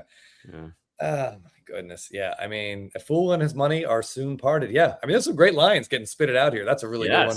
Yes. I'm not sure who that one's actually. Do you remember where that quote originated? No. It sounds like a Mark Twain quote, but I feel like it's almost earlier than that. I don't know. It's got to be earlier. Yeah. Almost seems like some Shakespeare had some version of it. Well, that's every line. Yeah, that's true. Yeah, that is what I'm saying. If you got to ride the wave. Yeah. Oh, yeah. Spartan Domer, you're speaking my language. I've gotten into this so many times, and they say, well, it's just a figure of speech. It's just a ballpark. We don't really mean the exact percentage. Yeah, it's like the foot long, Jeff. The foot long sandwich at Subway. We're not saying it's a foot long. That's just what we're calling the sandwich. It's not intended to be a unit of measurement. It's somebody's foot. Somebody's foot is that long. It doesn't have to be an actual foot. Haas wants to know if you're going to get an NBA sticker on your Stadium Club Chrome Auto. Absolutely not. Nope. But if you were going to sell it, would you consider it? I want to say no. But I don't believe you. I think I would try to talk you into getting a sticker on that. And if I did, I'd say, all right, give me 20% of the increase that you get by getting a sticker. Yeah, I mean, honestly, if I was going to sell it at this point, I think, I probably would.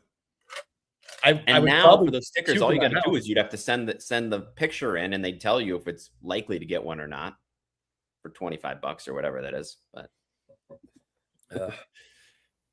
we'll have to see. That's how deeply full of shit it is, Jeff. When you can send a photo of a card in. So again, he can't see the surface. Like they've never physically seen the actual card. Like they can't see. They're seeing through a slab just like we are, but they never held the card or looked at it outside of plastic. And they're right. But if they're only basing it on eye appeal, I guess they can tell that from a picture. But then why are people paying that? What they can tell from a picture? Yeah. Yep. Yeah. I don't know. I don't know. It would be foolish not to if we had a high dollar amount card that we're selling. Yeah. Yeah, I mean, it seems like we should, because the people buying those cards seem to value that sticker. Yeah. I have walked away from cards at shows that have that sticker on. As soon as the dealer starts talking, it's not going to happen. But I understand from a selling standpoint, if you've got a guy who's worth 80 million, he's willing to spend more money because of a sticker. I mean, who are we to tell him not to do that if it's our card? Yeah. Yeah.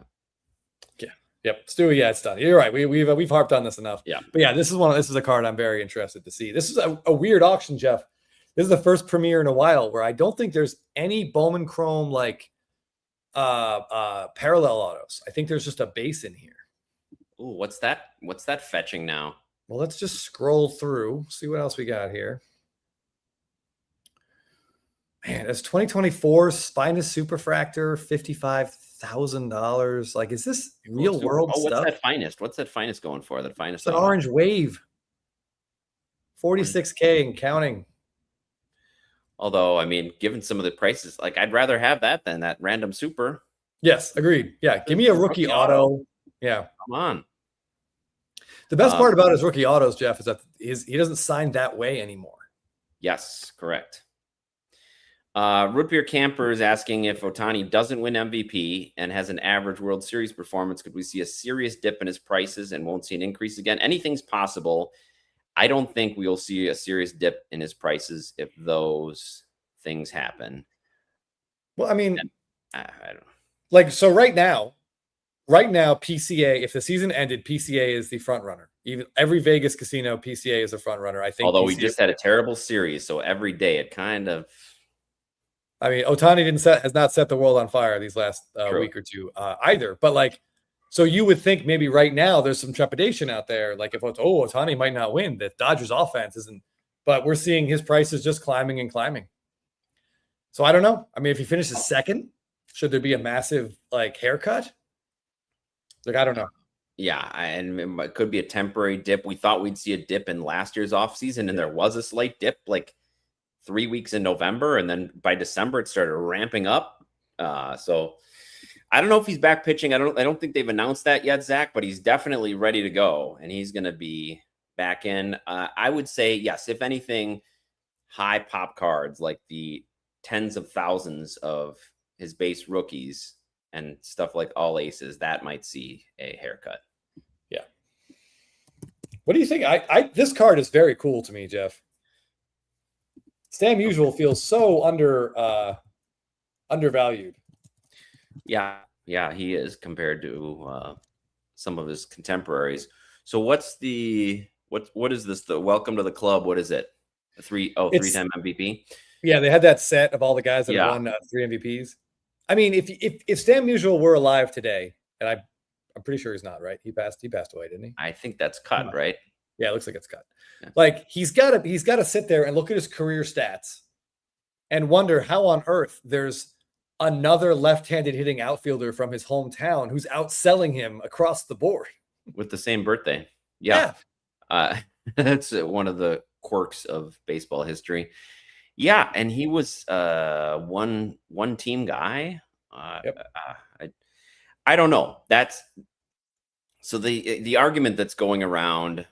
Good point, Symbol guy. The argument that's been going around now that these GOATs are achieving huge status is that it's going to filter down to the next tier. And it's kind of embarrassing to talk about a guy like Stan Musial being the next tier of players. But even in basketball, now we're seeing it with Shaq, and everybody's saying, well, is Charles Barkley going to get his due? I don't know if it's going to work that way. I think so much is going to be concentrated in the people that everybody recognize, even now, the Mickey Mantles, to a lesser extent, the Willie Mays. Those guys will outsell the Stan Musial. And I think that eventually there's going to be nobody that remembers seeing him play, and he's going to start to lose a little bit of hobby relevance.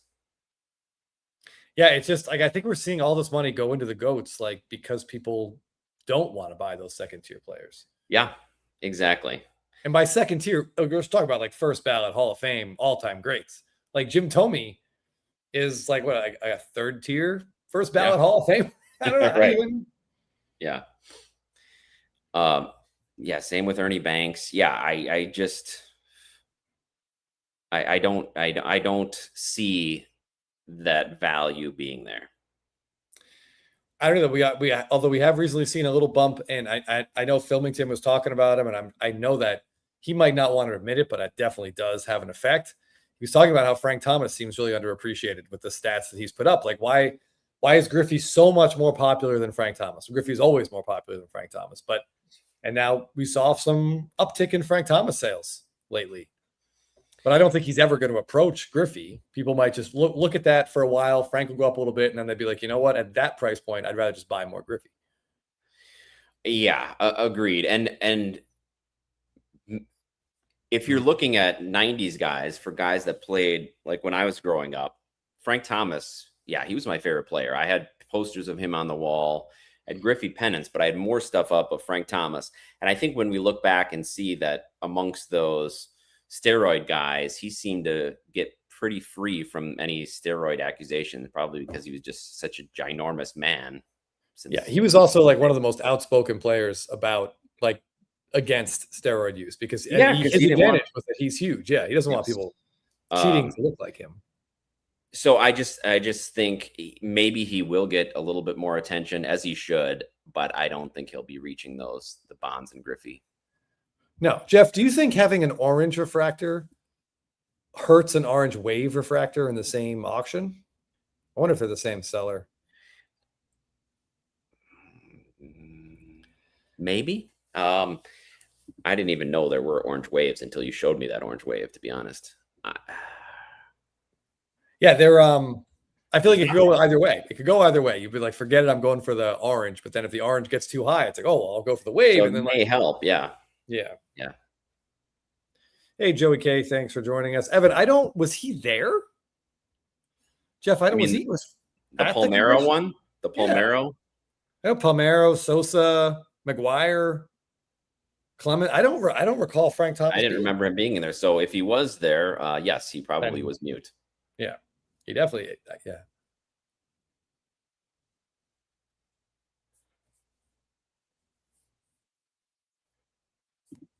Oh, I clicked the wrong one. That's a good point, Battery. And yeah, Stewie, you're not wrong. But I'm comfortable saying in none of those offensive seasons did anyone pitch more than 100 innings, or even, I don't think Ruth even pitched like 50 innings in one of his big offensive years. Years. No, he was done pitching by the big offensive years. So it's hard to compare Ohtani necessarily because it's not. Yeah. That poor guy. More like the big hunk, am I right? He's like, oh, you sure are, honey. Wait a minute. Weird. Okay, hold on. Canseco and Schilling were there. Oh, Canseco was definitely there. I expected some sort of roid rage fist fight, Jeff, to break out, but yeah, didn't happen. A lot of finger wagging. David Justice. Okay. All right. Let me get out of this. All right. Let's see what else we got on here. Any non-Ohtani in the baseball section? I haven't seen any yet. In the whole baseball section of the Premier. Yeah. They've got a whole Ohtani section. What is this? Topps now 1 of 1 with Ohtani and John Cena? I think somebody was mentioning that. Yeah, they're doing the you can't see me in this 1 of 1. It's a 1 of 1, but I mean, like, it's not signed. I mean, that's so much money, Jeff. Good Lord. And then what's a total spend on the Fanatics Collect auction like this? I don't know, but it's starting to make me anxious just thinking about it. Yeah. I don't know, Evan. I think a lot of people, it's still FOMO, Ohtani overload, but Ohtani FOMO. What can I possibly get in that can get me into this? Yeah, Kayla's with you with the fatigue. Yeah, I mean, he just has so many cards. I mean, this is cool. I'm not gonna lie, this is a very cool baseball card. Yeah. I don't know which home run this is. I'm guessing it's from the game where he was on base 9 times, but does it say it on the back? Remember when somebody was trying to convince us he had a bad World Series? Yeah, I think we were just being. Someone was just trying to get a rise out of us. Yeah. I think. All right, there were. Let's see. I'm gonna skip ahead here. Let's see if Okay, there's apparently you're searching for Otani, Chris, which is why you're getting only Otani. Oh, you know what? You're right. Yep. Thank you. See, guys, you got to help me out here. All right, let's stick with baseball. Hold on. I know there's a big Griffey in here. Let's see what that's doing. There we go. Oh, the Mantle Griffey. Okay. Both signed.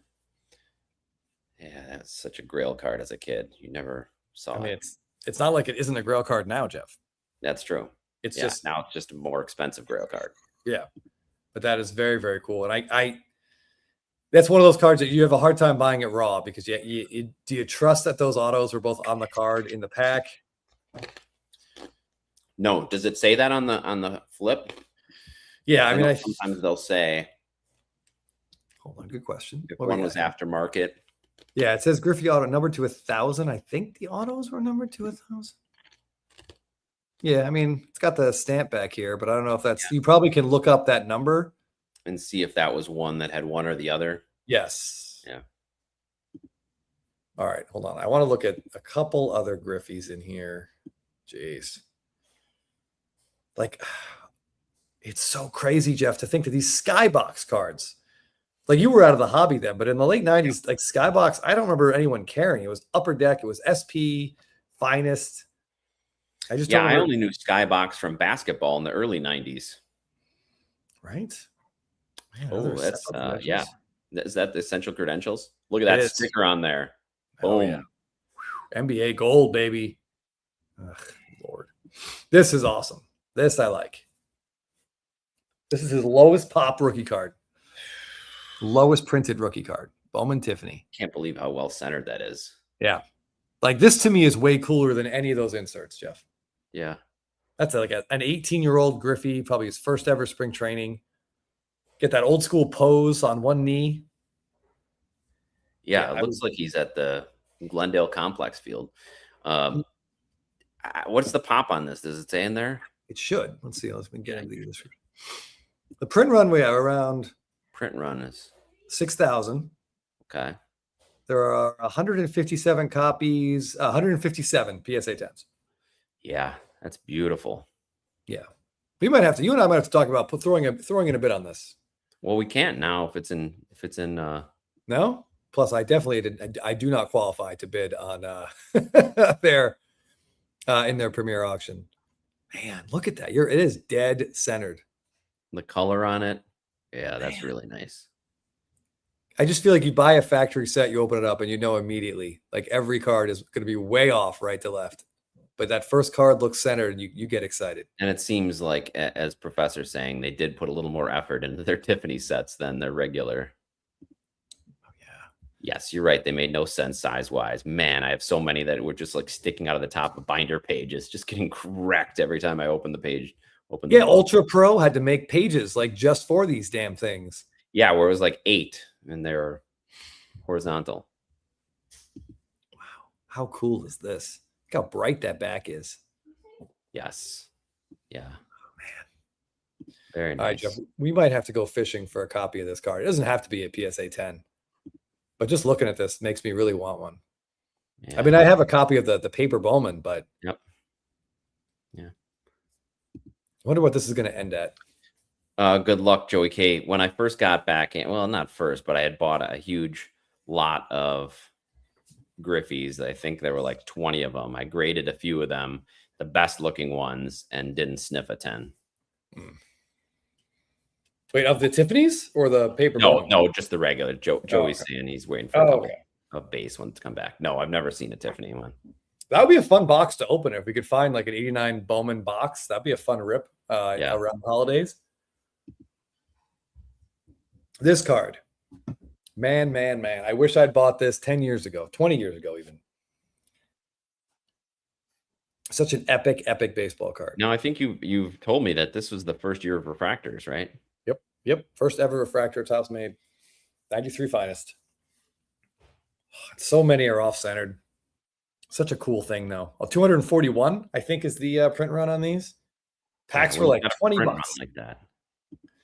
That's unheard of then. 93. $20 for a pack. Sheesh. All right, so the description here says falling roughly 1 per hobby box, each refractor, estimated print run of 241, although 34 subjects were supposedly short prints. Now that feels like something that a real auction house should not put in the description unless they can verify that. Now you're going to say it seems like something an auction house would put. Yeah, but shouldn't. Don't have to verify it. Just, and this is one of them, obviously. Yeah. Oh yeah, no, it sounds like the old people are saying type BS that we hear. Everybody's saying that. Yeah, some of these do turn green. Oh, nice. That's a fun box. Yeah, I mean, I have seen some of these that have turned green. A lot of basketball ones, especially, Jeff, like the early Jordan and Kobe's have some greening. That's what he means by hulking.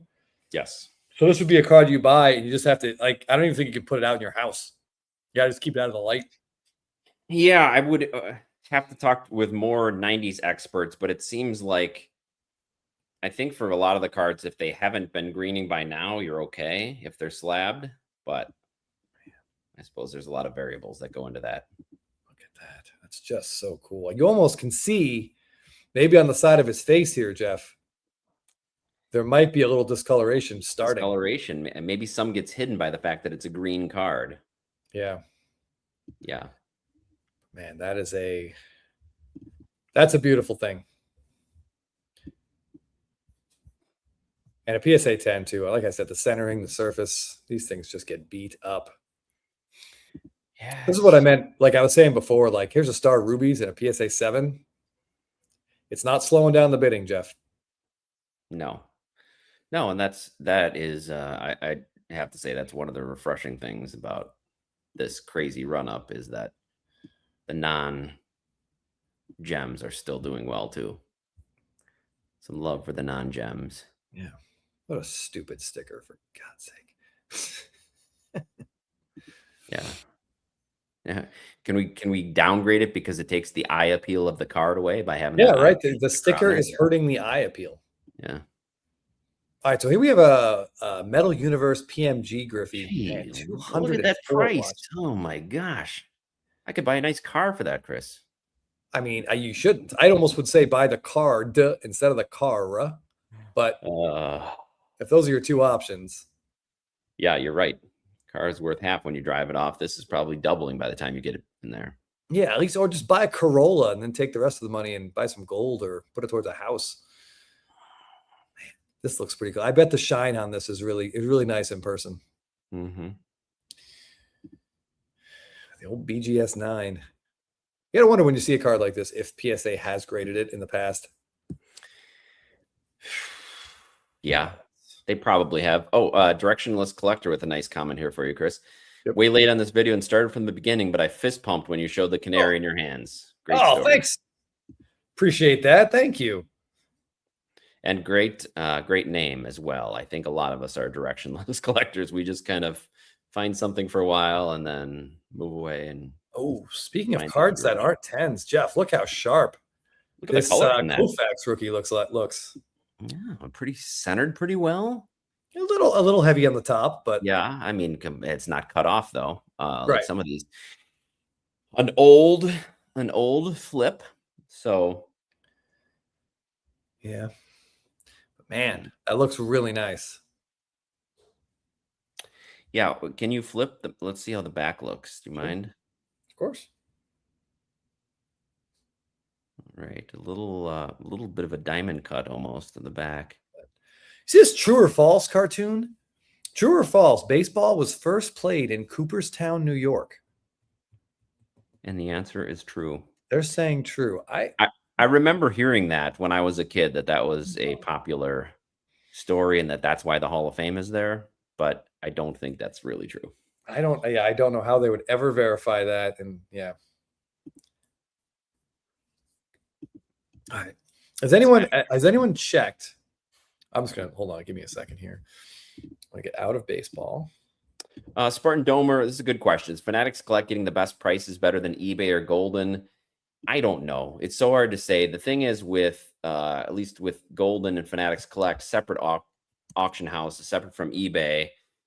You typically they run longer. They do a lot of promotion. You can work out individual details with them as far as percentages that they take for a fee. So if you had something like a high-end card like this, I would definitely contact some of the big auction houses to see what they could do for you. Yes, I agree. I also think that when you use Fanatics Collector Golden, like their buyers have to apply. They are like vetted. So your likelihood of just someone not paying is pretty low. Is extremely. I know, unfortunately, I know Cardboard Showcase got screwed on Ohtani at one point that he was auctioning off. I think the original winner didn't pay and it had to go up again. It goes up again, yes. We can. But I think like for the Premier, I think they've got a really, it's very unusual for buyers in these auctions to not pay. Yeah. So yeah, I would not run a 6-figure card on eBay. I would definitely go here or Golden. Golden's got some insane prices on Ohtani stuff a few weeks ago, Jeff. Yes, I on Spitballing, you guys highlighted some of those. Yeah.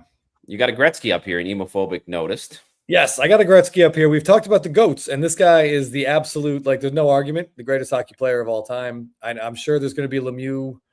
There are Lemieux supporters, Crosby supporters, but let's be realistic. It's this guy all day long. This might have the worst auto I've ever seen on a card, Jeff. I didn't know it was autoed until I saw this comment from Emophobic. Yes, Emophobic, that is 100% my question. How on earth?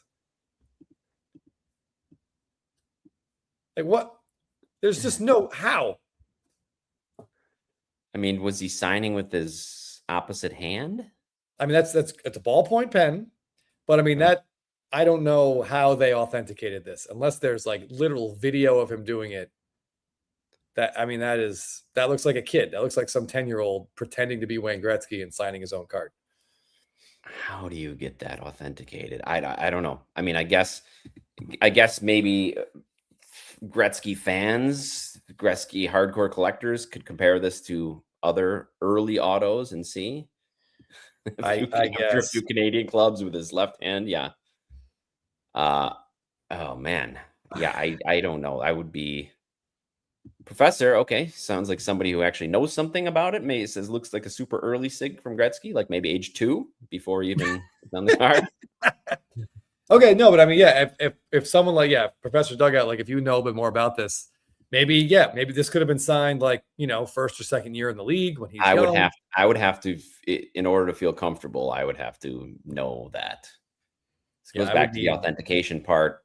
It's as somebody said, all Dallas, or maybe somebody else in the comments, they make mistakes. So yeah, you never know anything for sure, but especially when you see that, that's a little interesting.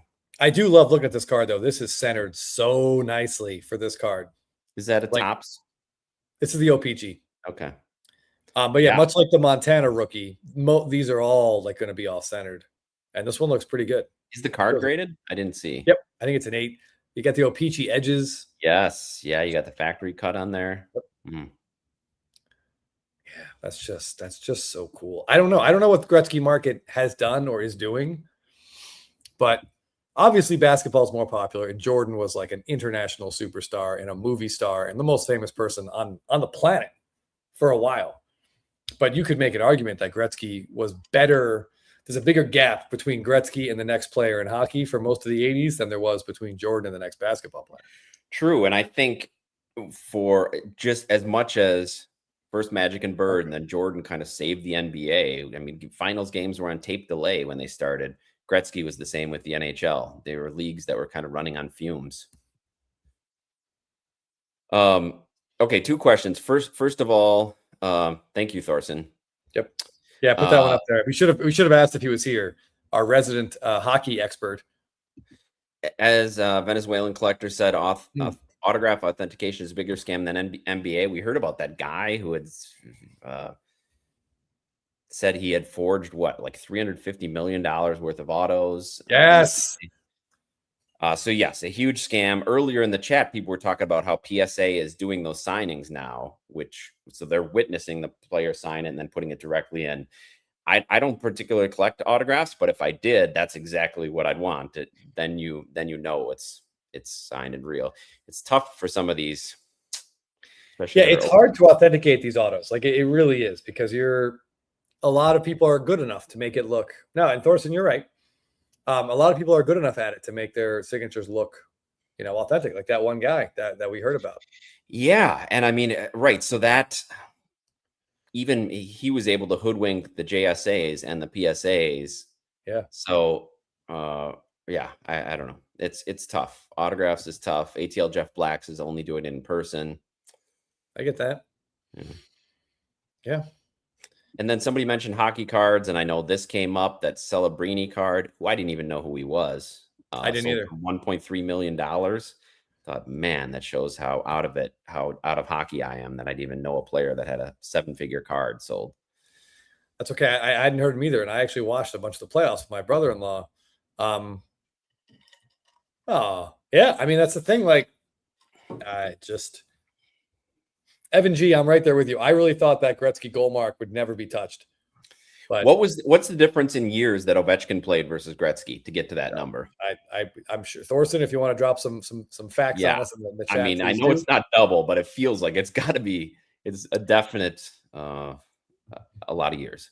My brother-in-law, who was just hung out with us for about a week out here, he's a big hockey fan. He's from Sweden. He plays, like Jeff and I play softball. He plays in like rec hockey leagues. He's also 6'5", and it's got to just be less than fun for people. He's like in his early 50s. Like to get checked by that gentleman. No. He builds up a head of steam, and then you just wake up in the hospital. Like Sylvester Stallone after he told Dolph Lundgren, "Yeah, hit me once for this shot," and he almost died. But he said Brett Hull is one of his like favorite players for interviews. He says some crazy stuff, like Brett Hull's son of Bobby Hull, like 2 Hall of Famers, and Brett Hull is really fat now. Apparently, like he just loved to eat. That was always like his Achilles heel. He retired. He's eaten a bunch, and he has a ton of goals. He's like top 5 or top 10 all time, but he has like almost no empty net goals. And they asked him about it because like Ovechkin's got a ton of empty netters like in his career, and he said like Brett Hull was like, that felt like cheating to me, so he wouldn't do it. Really, he wouldn't do it. He wouldn't pad his stats with those. Wow. So I wonder. I don't know how many exactly. I wonder Gretzky versus Ovechkin, like who has more. I'd be curious about that. That's interesting. No, for sure. The hockey was way different in the 80s too. Gretzky was just faster than everyone and a little bit quicker. The pads, the masks, everything was. Which physically less. He wasn't imposing at all. He just was. He just was. Just quick. Yeah.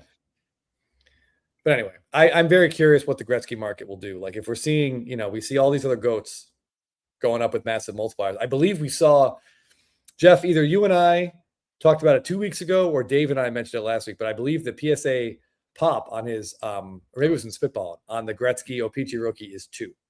We haven't seen one. I think you talked about, because weren't you showing one? Well, I was showing a Messier. Oh, the Messier. Yeah, maybe. Yeah, I think it was Spitball though. Yeah, Teapot looked it up. Yeah, I think it's a pop 2. So if one of those happens to come up, and that might be the alarm bell for the hockey market. I hope it's a real solid 10 if it does come up. I just hope it is. I hope so too. I hope it's like perfectly centered with, but I do want to see the OPG edges, Jeff. Thorson makes a good point here, and this is about as much as I know about hockey. Crazy thing is, Gretzky isn't even a goal scorer. No, he was first a facilitator. If you took all of Gretzky's goals away, he'd still be ahead in points. He just was a magician. Yeah. Okay, Plumberman. Yeah. Thank you. 72 empty netters for Ovechkin, 56 for Gretzky. And apparently Fat Hull should be very low on the list. Definitely should be. All right, let's see. We got a whole bunch of Instagram. Oh my God, it's 8 o'clock, Jeff. Yeah. Somebody had mentioned, I don't know if you're planning on showing a Forbidden Donut card. Absolutely. He's for sure going to be in our Instagram shout outs. Hold on. I just want to see what other hockey cards made this list here. We're seeing a lot of Macklin, sure. More Macklin, and a lot of Macklin. Okay. Well, that's what it takes. I mean, when Connor McDavid, Jeff, he kind of brought the hockey market up quite a bit when he first came up. So we'll see if this happens with Macklin. Any Bonds in here? 11 for Brett Hull. Okay. That's quite a bit lower than those other gentlemen. All right. Only 1 Bonds in the Premier, Jeff. Yeah, look how skinny his legs are back then. Jeez. Yeah. Can you imagine those pants trying to fit him 4 years later? No. Nope. Couldn't even get his head in there. No. Couldn't even get his head in his pants. I'll just let that hang out there. Let's see. Who else would be? I need Judge in this. A couple. I don't know. Finest rookie. Anyhow, what's the latest update on Judge, Jeff? I don't know. I wanted to ask Jake that too. We just start getting no dates. Yeah. Like he should be back. He should be back. What is that dual love over there? Is that just dual judge and judge? No, I think this is oh. It is the judge, the back-to-back. Yeah. Yeah. Wow. So yeah, like Ohtani had the 2 different signatures. I don't know what Aaron Judge will do. Probably just the same signature. But that is very cool. We got his logo man. Okay. Yeah. So it'll be interesting to see what these sales do. We'll probably cover. I was just going to ask you if there's any PCA in this. Speaking of him being a hot name in the hobby, he's getting pretty grumpy. He's getting a lot of flack for his tantrums now. Did you notice that, Chris? Yeah. Well, the more eyes on you, the more every little thing you do is going to get noticed. So when he makes it out in the first inning and bashes his helmet around like an angry child, it's not a great look. Yeah. I mean, we're glad he cares, right? We want that kind of intensity, but maybe it's a little much. Yeah. He's still finding his footing, I would say. All right. So what do we got here? Rookie. That's a nice little patch of the bear. Yeah. I think we got a Dynasty 101 here. Remember there was like a huge Dynasty 101 sale sometime last year. Yes. Thanks for Jorge. Let us know. And it was like $28,000. I'm like, oh my God, what an overpay. Well, second straight year, he starts off cold. People panic. And now he's suddenly leading the league in WAR. Yeah. Yeah. That's, And yes, I do want to say situational adventures. Yes, that was indeed a balk the other day. Eduardo Rodriguez absolutely balked, and the umpires did not see it. And I guess you can't video review it, but I don't know, Jeff, did you see it? I did see it. I don't really understand the reviewing rules. Yeah, like, I don't either. To me, if something happens on the field, why can't you video review it? You've got all the cameras. That certain plays are reviewable and certain plays aren't.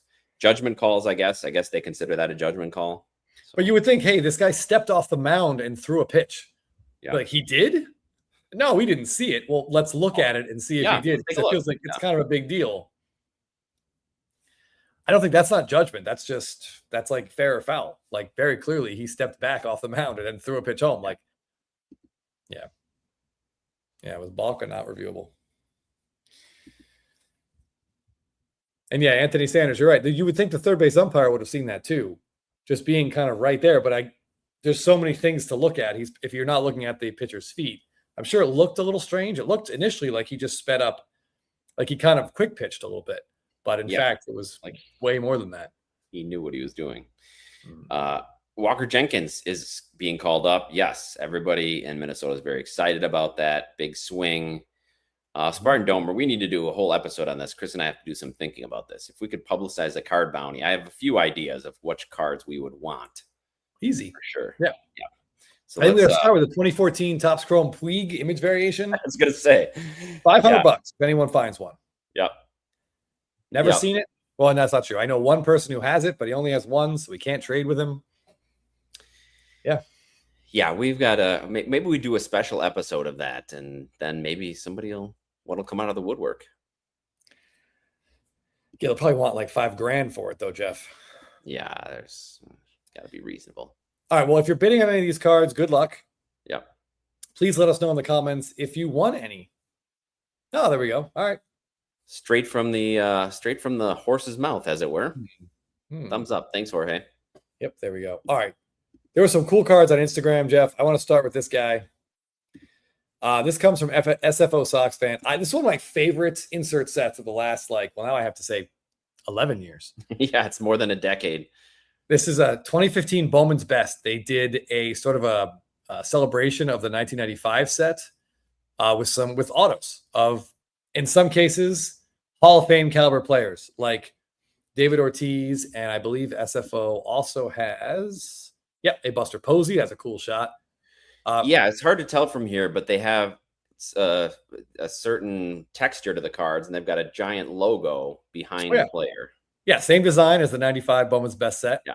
But they added the little auto box there, which I think it fits perfectly. So Trout has a card here. Carlos Rodon, Shelby Miller. Like the checklist is very hit or miss. Yeah. So take a look. If you collected, is anyone you were a fan of back in 2015, take a look, see if they're on this. It's from Bowman's Best. And these cards are great. I have a Freddie Freeman. It's out of 30, Chris. Is that They're, the only version out of 30? The numbering is all over the place. Okay. There's some guys have oranges out of 25 and reds out of 5. Okay. I think Freeman's base, I think, is out of 50, but I'm not 100% sure. Yes, if he did, that would be great, but he unfortunately does not. There's no Guerrero and no Andrew Jones, which is a shame. It's Do you like have I said, a Freeman in this, Chris? What? Do you have a Freeman? I do. Hold on, let me just pull up the checklist here because I'm sure people want to know, and I can just grab it really quick. Yeah, I love the Freeman. The Freeman's awesome. The bat looked like a twig in Ortiz's hands for sure. Oh, of course. I mean, it often did.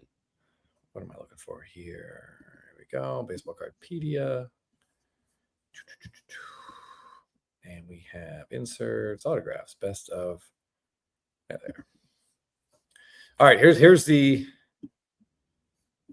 Let me throw that. Here's the checklist. So we've got, David Ortiz, man. I mean, that's such a perfectly framed card. Adrian Gonzalez, Adam Jones, Anthony Rizzo, Buster Posey, Cole Hamels, Carlos Rodon, Christian Yelich, Jeff. Though certainly he'd be a Marlin. David Ortiz, Edwin Encarnacion, Freddie Freeman, George Springer, Jose Abreu, Jacob deGrom, Joe Mauer, Joey Votto, Chris Bryant, Mike Trout, Pablo Sandoval, Ryan Braun, Robinson Cano, Sonny Gray, and Shelby Miller. Interesting. Yeah, it runs the gamut. Wow. Yeah. But it just goes to show that every 10 years, it's hard to know who's going to have staying power and who isn't. But those cards are great. So SFO, thanks for sharing those. Congrats on owning them. James, I don't know if Pablo cards will eventually go up. I mean, he's got love in certain circles. I don't know if that'll expand at all the way his waistline did. Yeah, he has a couple, at least one, like World Series SP. I want to say it's at opening day, but don't ask me what year, from one of their like championship parades. And that card, when it services, it sells really well. Giants fans, as Jeff and I have said, they are passionate, and as they should be. All right, hold on. What we got next? Oh yeah, Gigi's cards posted this, and we always like to make blanket statements, Jeff. Like podium cards are terrible, and we don't like them. But there's exceptions to everything. Of course. And Nolan Ryan at his Hall of Fame induction with a non-airbrush National Hall of Fame logo there in the front. It's very nice. Yeah, I guess what I would say is that there's no better podium to be behind than the one in Cooperstown when you're getting honored as one of the greatest players of all time. So I have no problem with this podium. Huge kudos for leaving that logo on there because yes, it would just look like he's giving a church sermon if that was off there. Yeah, it could easily be with those flowers behind him. This could be a funeral if it weren't. Funeral. I was just thinking a eulogy. Yeah. So thankfully that's on there. It's centered interestingly, just framed interestingly. Yep. So this is cool. And Gigi's cards had another post I just wanted to mention. This Greg Maddux gold minted. This is actually the second Greg Maddux gold minted card he posted like over the span of about a week or two. And he says here in the comments, I guess I'm working on a gold minted run now. Sometimes that can happen. You buy a card, you buy another one, and you're like, oh man, I love these. And then it just happens. I think that you definitely know you have the collector gene if it instills something in you that you got to complete the collection then. Yeah. Something just like awakens inside you. Oh man, crazy cryptids. That is hilarious. Oh, Sermon on the Mount. Great comments here. Yeah. Yeah, those are fantastic comments. Timmy Two Hobbies, the first year of Stadium Club Image Variations. I want to say it's 2016. It could be 15. It's either 15 or 16. Just Google those 2 years, throw in the word variation and see what comes up. I know they're in 16. That's where the Clayton Kershaw hitting one is, Jeff. That's right. I don't know about 15. Yeah, I'm trying to think too. But yeah, Greg Maddux in gold sure does look good. Sure does look good. Yeah, situational adventures.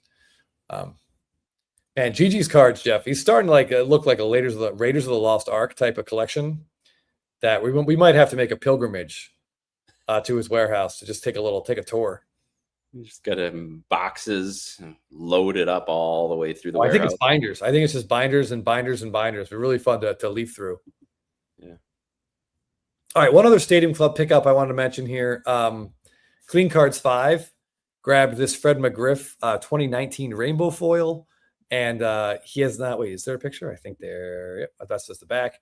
This completed his Fred McGriff rainbow foil Stadium Club run. Ooh. Congratulations, Clean Cards 5. Yeah, this is a cool shot of him playing some defense. I don't know, the word ball in huge letters behind him kind of cracks me up. I don't know, it's on the scoreboard back there. That's funny. Love a good rainbow, as you saw earlier. But yeah, when you think of Fred McGriff, you think of that follow through, but he could pick it over there at first. Mm-hmm. Great defender. Yeah. All right, quick shout out to Pack Fresh Poppy. Jeff, you and I talked about this sale in our SSP sales of the week video last week, and here it is. That's got to be one of Scherzer's absolute coolest cards. Yep. We love a good World Series card, love a good celebration card. That's what you're going to be remembered for. Nice pickup, Pack Fresh Poppy. Yep.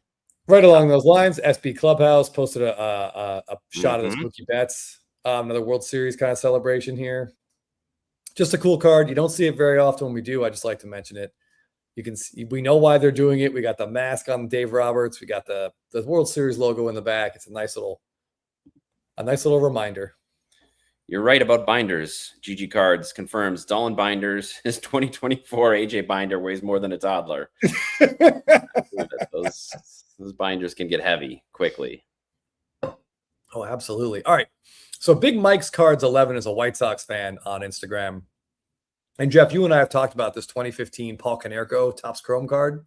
Mm-hmm. Him saluting the crowd and the PK in the background.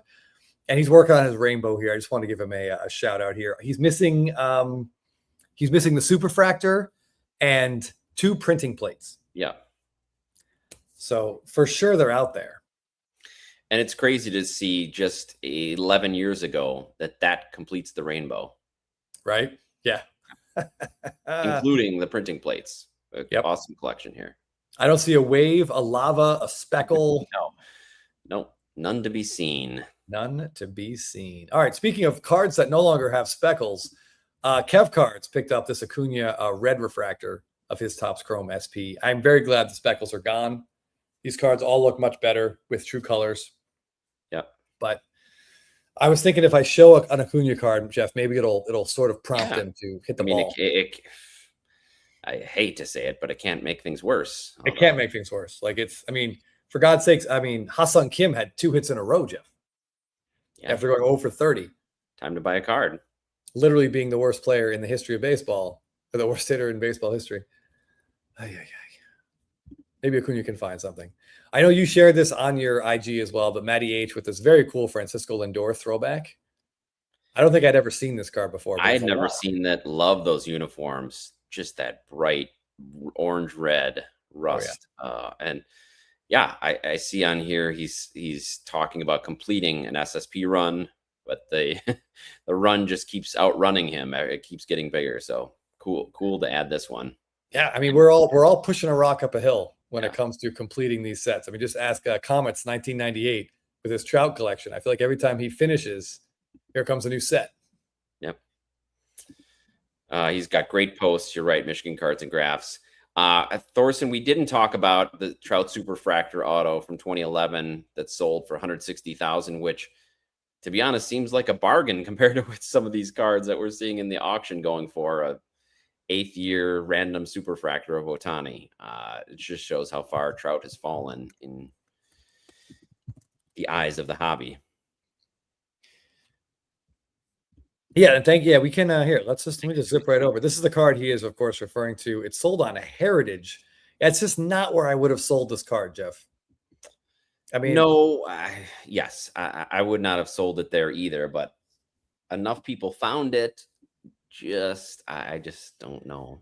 Yeah, I feel like, I mean, we don't know, but I just feel like you would get more eyes on Fanatics and even on Golden too. I think I think Heritage is so. just, Yeah, Heritage had a huge display at the National and a huge Star Wars display, which was awesome. Like a lot of old original costumes, old Kenner figures, and to me, that's what I think of more of when I think of Heritage. If I'm selling a big modern baseball card, I'm probably not going there. yeah, but this is a really interesting Mike Trout card. Yes. Amazingly, the centering is really bad. His helmet should not be touching the top edge. Jeff, I know you have a couple of his autos, so I think if you can Yeah, it's confirm that. one of the rare on-card rookie autos was out of Finest for Trout. Yeah, I actually think this might be it. This is his only on-card one, and so it's a superfractor of his only on-card. The question is this Mike Trout's second best card? If his first Bowman Chrome auto superfractor is one, and I think that's definitely one, what's two? Is it like, does he have a Platinum 101 in 2011 update? I don't know. I don't know. I'm not sure they were there at that time. But this makes a strong argument. Question for our chat: would you rather, again, Monopoly money here? Which card would you rather own? This rookie Finest auto superfractor or his first Bowman Chrome red out of 5 auto? Oh, situational adventures. We actually spent about 15 minutes talking about that trade. Yeah, well, rewatch. We did get into that at the beginning of the show. We talked about a lot, and I can tell you where one of the cards in that trade ended up. So yeah, just go watch the first like 15 minutes. Finest, Red Bowman, getting different votes. Super. Yeah, Stewie, I think this was the entire display that they brought to the National. It was enormous. My favorite was they had was like a styrofoam rock about this big, an Ewok adventure rock, and I think they were guessing that would get about $12,000. I have a picture of that on my phone somewhere. That was pretty funny. That cracked me up. Adventure All rock. right, I'm seeing like a Red Bowman auto, the Finest. This one, yeah, Jake works right by that Heritage, Jeff. So I think he's gone in there. Like that's his new office is right there. Another one for Finest. Yeah, I mean, I think it's Joey K brings up a good point. I mean, Trout has more money than you could ever know what to do with. Maybe he did get in on this. Yeah, it's possible. We don't know. It's very possible. I don't even think the centering matters. Like it's in an authentic slab. Who cares? This is a beautiful card from an amazing set. Maybe Scotty bought this with his. Maybe he did. Right. If he did, I'm going to get a phone call about his other Freddie Superfractor real soon. But you want to buy that one too, Chris? Yeah, I don't. We don't really like what Finest has done lately with that set. But you're right. The history of Finest, especially the early 2010s, it's fantastic. Like 09, 10, 11, 12. Even 13 looks great. But yeah, Bowman Red, easy choice for you, says Russell in Arizona. Yeah, I mean, I do love this card. Like, obviously, I like the Finest set, and this is cool. It is, like we said, it's his only on-card auto with that rookie card shield. And he's just, while he had a rough half decade, he was the player of the 2010s. So eventually, I think his market's going to come back around. Yeah. It looked like this was going to be the year for it to come back around, Jeff, but temporarily it did. Yeah. Unfortunately. Another year he's going to, on September 30th, his season's over. Yeah. All right. On to happier topics, but congrats to whoever won that. I think that Trout is cool. And I like 10 years from now, it's should be worth a lot more when people start looking back at how great a career he had. Right. All right, Jeff, remember this card? Sharp Corners posted this. I can't fathom this card being in a PSA 10. I can't either. I mean, it must have been one that just was stuck at the factory that they found later. These came in those little boxes. Yeah. Some of them were shrink wrapped. They just shake around. Rattling around those boxes. You look how sharp those corners are. Like this is just an absolutely, it's perfectly centered. It looks awesome. Again, I have one of these, but it looks like it was in a box. Yeah. Because it was. So Sharp Corners, congrats on this. Yeah, this is really cool. And a great image on it too, Jeff. Nice follow through. Yeah. Young, lean Griffey. Yeah, Joey K right there with you. Yeah, these. And there's a couple years of the set, and it's a fun set to own and put it. I think it's like usually 30 or 40 cards. I get a little binder going. Nice little time capsules in there. All right, David here says it's about a 10-year. Yeah, the wave is in around 2001. That's where we are. So we're 10 years away from a Trout. So we could start investing now, Jeff. There we go. Save for 10 years. Kmart had them. Walmart had them. Yeah, KB Toys had them. Yeah. Oh, Fleer made all sorts of sets. Fleer. Really fun. Yeah, the league leaders. Yep. From Fleer. Okay. All right, we got a couple. All right, Jeff, we're getting to the big boys here. All right, I got some big boy posts I want to talk about. This one comes from a guy we talked about earlier, Neo Cards and Comics. Mm-hmm. He shared some of his pop culture collection. KB, yep. And these are just incredible cards. He was way ahead of the curve with the non-sports cards taking off, so I can't imagine what his collection is worth now. I know the Robert Downey Jr. was a recent pickup. That was one that had eluded him, and he really wanted to buy it. I think he got it at the National. I think at the National, yeah. But he's got an incredible collection of pop culture autos. Yeah, some of these are just like Star Wars on here. Yeah, I mean, I'll show the Star Wars ones. Yeah, but I just see Ian McKellen down there. That Gandalf card is just absolutely amazing. The two I mean, if you watch Game of Thrones, you know exactly what scene is about to happen to those two guys down there. That's awesome. You got the Patrick Stewart one with William Shatner. I mean, I don't know what other pop culture duel could be on that level. Shatner to Stewart, like that's pretty big. Yeah, he's got a monster collection, and like I said, being ahead of the curve, I'm sure that the value of these cards has went up a lot since he purchased them. Yes, after Piscataway Mike showed me his James Gandolfini, and I can see that Neo Cards and Comics has one too. Those are just really cool. All right, so this is his Star Wars collection that Jeff had just mentioned. Yeah, amazing stuff. Also very cool, and that Luke Skywalker is having a moment, and to see it autographed too, that's really yeah.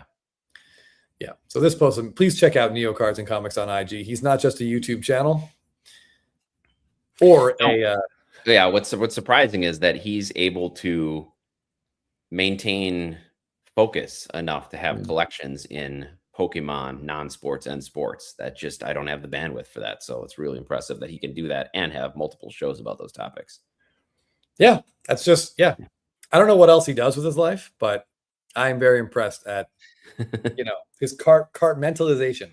Yes, compartmentalization. Yeah, compartmental. Yeah, whatever. All right, I want to talk about this. The AZ card collector had this Instagram post saying my 3 favorite Freddie Superfractors, which indicates to me, Jeff, that he has more than 3. Right.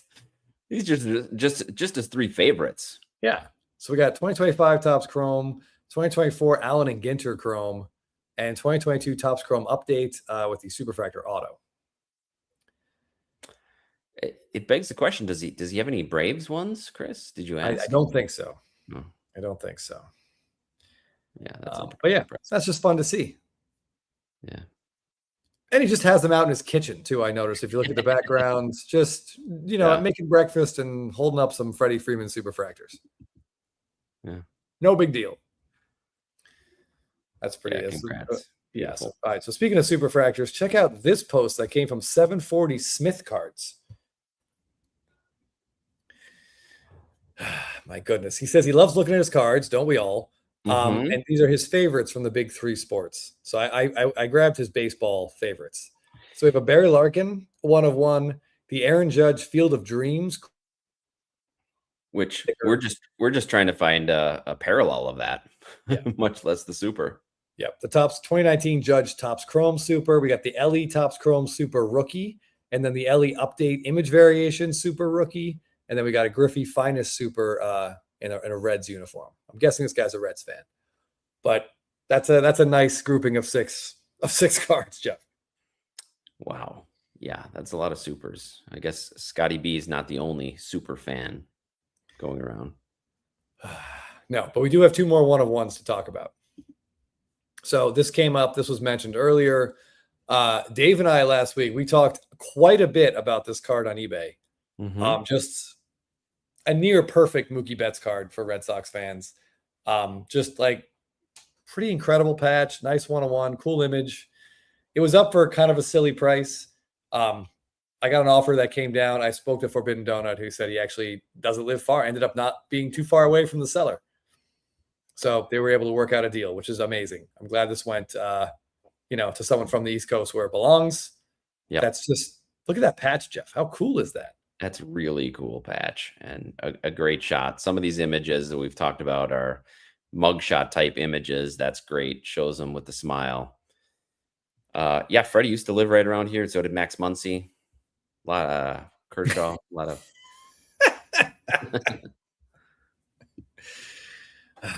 He was a fun guest. Hopefully, Jeff, we can have him on again when you're available, and the three of us can talk about some stuff. Because I'll ask him how his Kyle Schwarber collection's coming along. Yeah, I think I fired up. He got more fired up than Scott did. I sure did. Yep. So yeah, so this card is great. Forbidden Donut, congrats. I don't know. I think personally I like this more than what I'm sure his Dodger logo man might outsell this, but this is that red. I feel like that's better looking than a logo man. More unique. I agree. I know it doesn't have the hobby cachet that the logo man does, but that's very specific. You can see that font and that's the Red Sox font. That's Yep. Hey, Tony Curtis, I'll take that. Yeah, sure. All right. So our Instagram post of the week is probably not going to be too surprising, Jeff, but you want to cue the music? Blabbin, bounce, blabbin!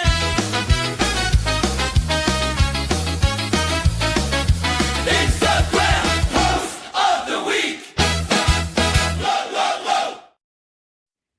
It's a Freddie Freeman super fractor, Jeff. My hands are tied. What can you do? Anyone could have posted anything, and it was still going to be this. I mean, only because you haven't yet posted the canary. That would probably it'd be our first own Instagram post of the week. But this takes the cake. Look at it.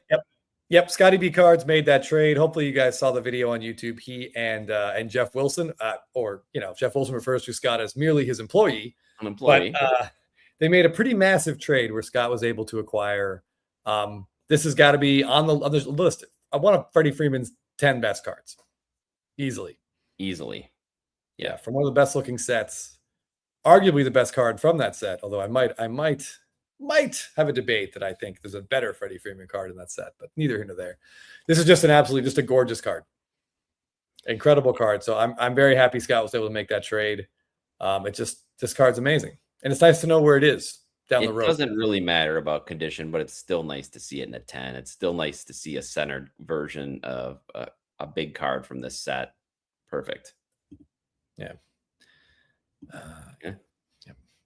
Yeah. What I thought was interesting in the video, Geoff Wilson, who made the trade with Scott, went on a whole he thought Freddie Freeman's cards should be more valuable. He thought they're undervalued for everything Freddie's done, how he's going to be remembered. He's got two of the biggest World Series moments of the last decade. And then he traded away his cards. That was pretty funny.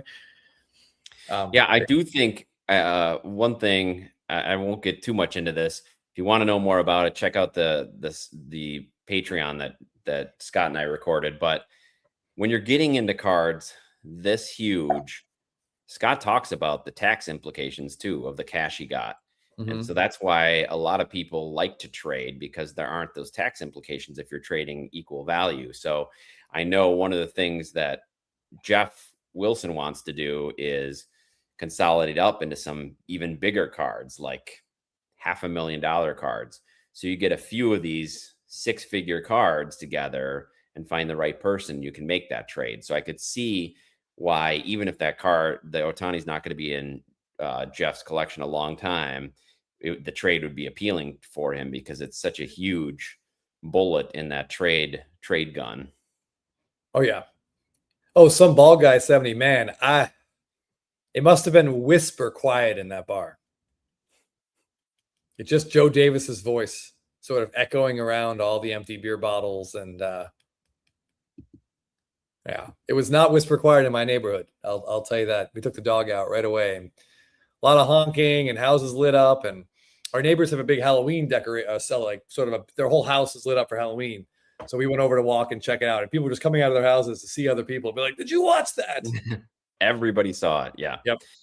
Spartan Domer, this is a great question. I don't know much of what he has, but I do know that he showed Scotty a nice Giannis card. So if and when I decide to move to Atlanta, leave the family, and join Cards HQ, I might ask him about his Giannis card. I already got the one card in his collection that I wanted, so I'm all set. You're taken care of. Yep, I'm good. Yeah. Yeah. Stadium Bodega, nah. Yeah, dead silent. Absolutely. You're supposed to pay too. Is that true? Even if you're not taking Sounds the like value? someone's got a case of the SPOs, Jeff. Oh. Hopefully the IRS doesn't watch our show. When I trade up from all my $10 cards to $100 cards, I'll contact Stadium Bodega and ask about the tax implications. All right, Battery. I got to tell you, that is an amazing collection of his finest, of Freddie Freeman finest rookie cards. I at one point had, let's see, we had both purples, the auto and the non-auto. I had the die cut non-auto, the Pop 1 PSA 10. We had a red auto. We still have a gold PSA 10, thankfully. Never had a green and orange. Definitely had an X-Fractor. Definitely had a couple of refractors and a base. I still have the Pop 1 refractor auto. But now that I have this Canary Diamond, I sort of wish, Jeff, that we still had the purples. It would look good with the purples. Yeah. But I know those purples went into an Ohtani card, so I can't be too upset about that. I can see you guys at an airport giving cards away for Cards HQ. Yeah. I've been to Cards HQ. It's great. Actually, I've been in there 3 times. I really like it. It's huge. It's kind of like this is a weird comparison, but it's like the Barnes and Noble baseball cards, because there's tons of stuff. Cards, like the inventory is huge. There's boxes, all sorts of stuff. But then there's also like a whole hangout section. So if you just want to like go chill and like watch a game with your buddy and talk about the cards that are over there, you could buy a box, open it there. That's cool. That's really cool. There's they call it the breaking arena. Mm-hmm. They put in like some bleachers, and if you want to go live on YouTube and rip your packs, you can. I remember you went live and told me, and I was able to go online and watch you guys ripping packs. Yes, Ephus Pitch and I each ripped a box of Stadium Club. That was hilarious. We turned $300 into $0 awfully fast. But you had fun doing it. We got to watch you. Right. Some bald guy. Usually Chris and I do birthday rips because we both have birthdays in December. We typically would get a box of something. The boxes have gotten more expensive, but we still try to do it. Yeah, we'll try to find something. I definitely want to rip like a 90s hockey box this year. That would just be fun. So if I can pull some Messier cards out of there. Yeah, Joey K. Joey K says Alvarez is just. We'll see. The market really hasn't responded yet. I don't think. Not yet. You're gonna have to keep showing he can do it. I feel like if you bought, like, if you're buying his rookie autos or a Bowman Chrome auto when he came up and you're dropping 4 figures on that, this season was baked in at that point. Like, yeah, it really was. He's got to play 150 games, maybe 3 times in a row. Yeah, Acuna couldn't do it, but maybe Alvarez can. Yeah, that was I think the Acuna, the whole situation with that is a little bit of a yellow light for a lot of people. Yeah. Yeah, warning. Absolutely. Yeah. All right, battery's taken off. I think it's about time we should be taken off. Yep. Chicken chunk time. Anything you want to add, Chris? Congrats on picking up that huge card. You want to show it again before we get out of here? Yeah. The shine on this bad boy. Always handy. Oh yeah. Yeah, look at that. It would be fun to get a look at that. It would. It's just very behind. So anyway, next week, 2 things are happening next week that are really exciting. One, Thursday is SSP Thursday of September. I can't believe it already. Jeff and I have a great card that we're very excited to have and talk about next week. And also Jelly, our dog Jelly has her hip replacement surgery on Tuesday, September 1st. Oh boy. So it's going to be a rough couple of months in our house, rehabbing her back from that. But we put it off as long as we could. It has to be done. Well, she's lucky that she found you and you're taking such good care of her. Good luck for those couple recovery months. She's an active girl, and I can't imagine her having to be. Yeah, she spent last weekend. She got the dog. She got the park. She got a dog beach. She's living it up right now, but she's been limping pretty bad lately. So we know the time has come. All right. Well, good luck with that. Everybody else, give your pets some hugs and don't read the red fern groves, guys. If you really want to cry, if you really want to get some of that salt water out of your eyes, read that book, especially if you have kids and pets. All right, guys. We'll see you soon. Thanks, everybody, for joining us. Come visit us on Instagram. Thanks, homophobic.